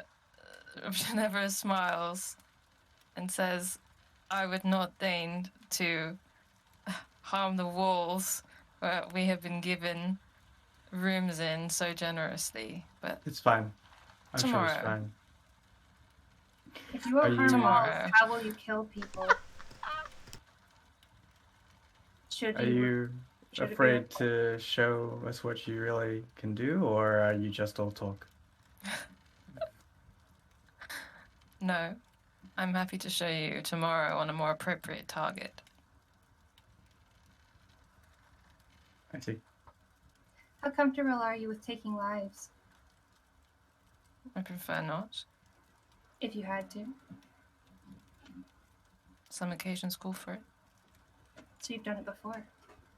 I prefer to expend my energies to maintain life. That's why it'd be good for me to be around Titania, just in case, and for you to be not too far away if possible. But you both seem to be very confident confident in your own competence, and so that may not be necessary at all. Hopefully it won't be, and I hope both those skills won't be necessary. I hope so too. It's just good to know what you're willing to do if it comes to it. And you, Aaron? And me? He looks to the candles on the other side of the room and just like points his finger to the candelabra, and you can see a burst of light underneath his gloved arm as it shoots out a firebolt towards the candle. Oh shit. There may be like the smallest genuine smile. Let's like, do a spell attack, please. I'm gonna totally miss and blast with the door. advantage. With advantage, since it's not a serious situation. Because it's stunned. Stunned cat. Wow. It's basically more paralyzed, but yeah. Spell attack. Oh. Actually, Oh. here's a good opportunity for Tia to do something. Oh. I'm going to, this might not help much, but I'm gonna use my premonition to give Aaron my 7 roll, so that's now a 12 total. Oh. Okay. Yeah, there goes one of my premonitions. Okay. Nice. But like, I guess I could describe it. Aaron, Yes, please do. Like you could feel, you watch your arrow or your firebolt go way off from the candle, and then it just, like time reverses and it just goes right back in. You're not sure what caused it. Yeah, blink of an eye. That happened. Well, I guess I've had too much ale. Yeah, Oh. I guess. Akron looks at it's very subtly. Akron just looks into their drink. If we're demonstrating skills, I'm afraid that I won't be able to join in. I wouldn't want to hurt any of you. Maybe you can save yours for tomorrow as well. I meant tomorrow as well, like I said. I wouldn't want to hurt anyone. I'm sure we can find an appropriate target for you too. Beat the servant. Doesn't Yeah. have to be living. What did you just say? Probably. I'm sorry. Yeah, if it would make you feel better. All right. And with learning a little bit about everybody's abilities and their confidence levels and where they like to stand on the battlefield, you finish your glasses, takes one last bite of a cheese, perhaps, make your way to the water closet, and then eventually to bed. I want to take note of everyone's rooms. So- Aaron doesn't necessarily head to a room. He's gonna basically sit on a chair. Oh, damn. Too comfortable, eh?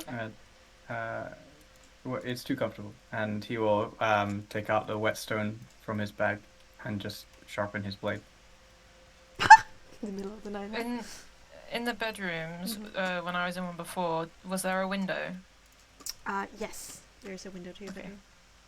Then, with the rain still pouring, she'll open up a window and put her hand into the rain and let it trickle into her fingers and her skin for a few seconds and just kind of feel it.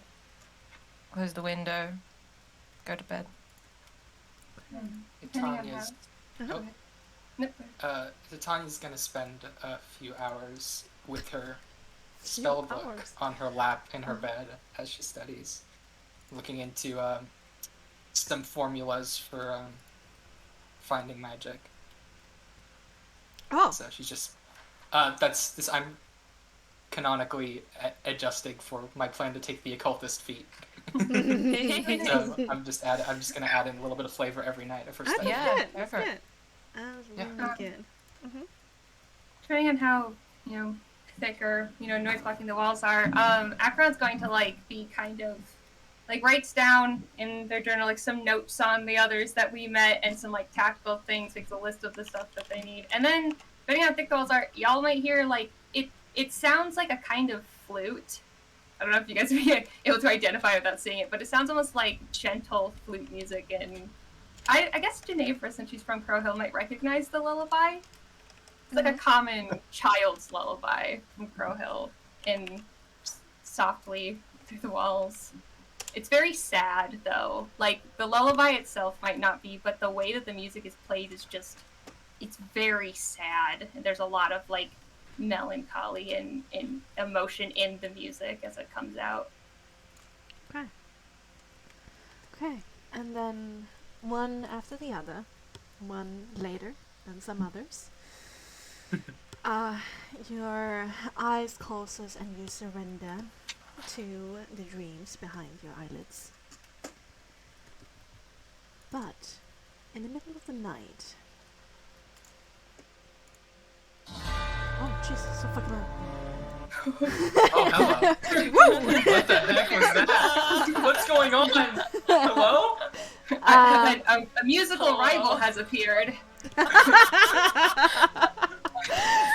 Oh no. Yes. Unnerva. Yes? Sorry.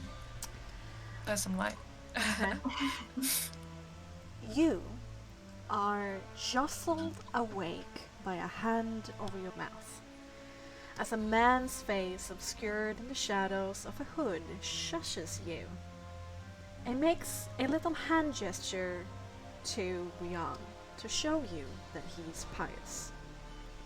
You can only see a little in this room, as the only light source comes from a single candle on the bedside table, and the clouds outside are still impenetrably dark even if the rain has stopped.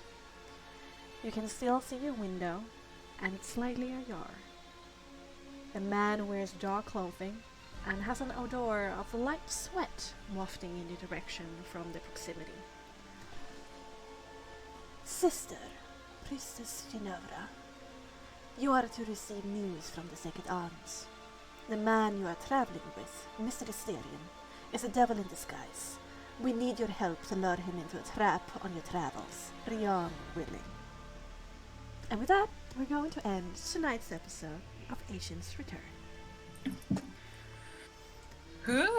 Heck yeah, it wasn't us. Oh my, how was it not? Oh my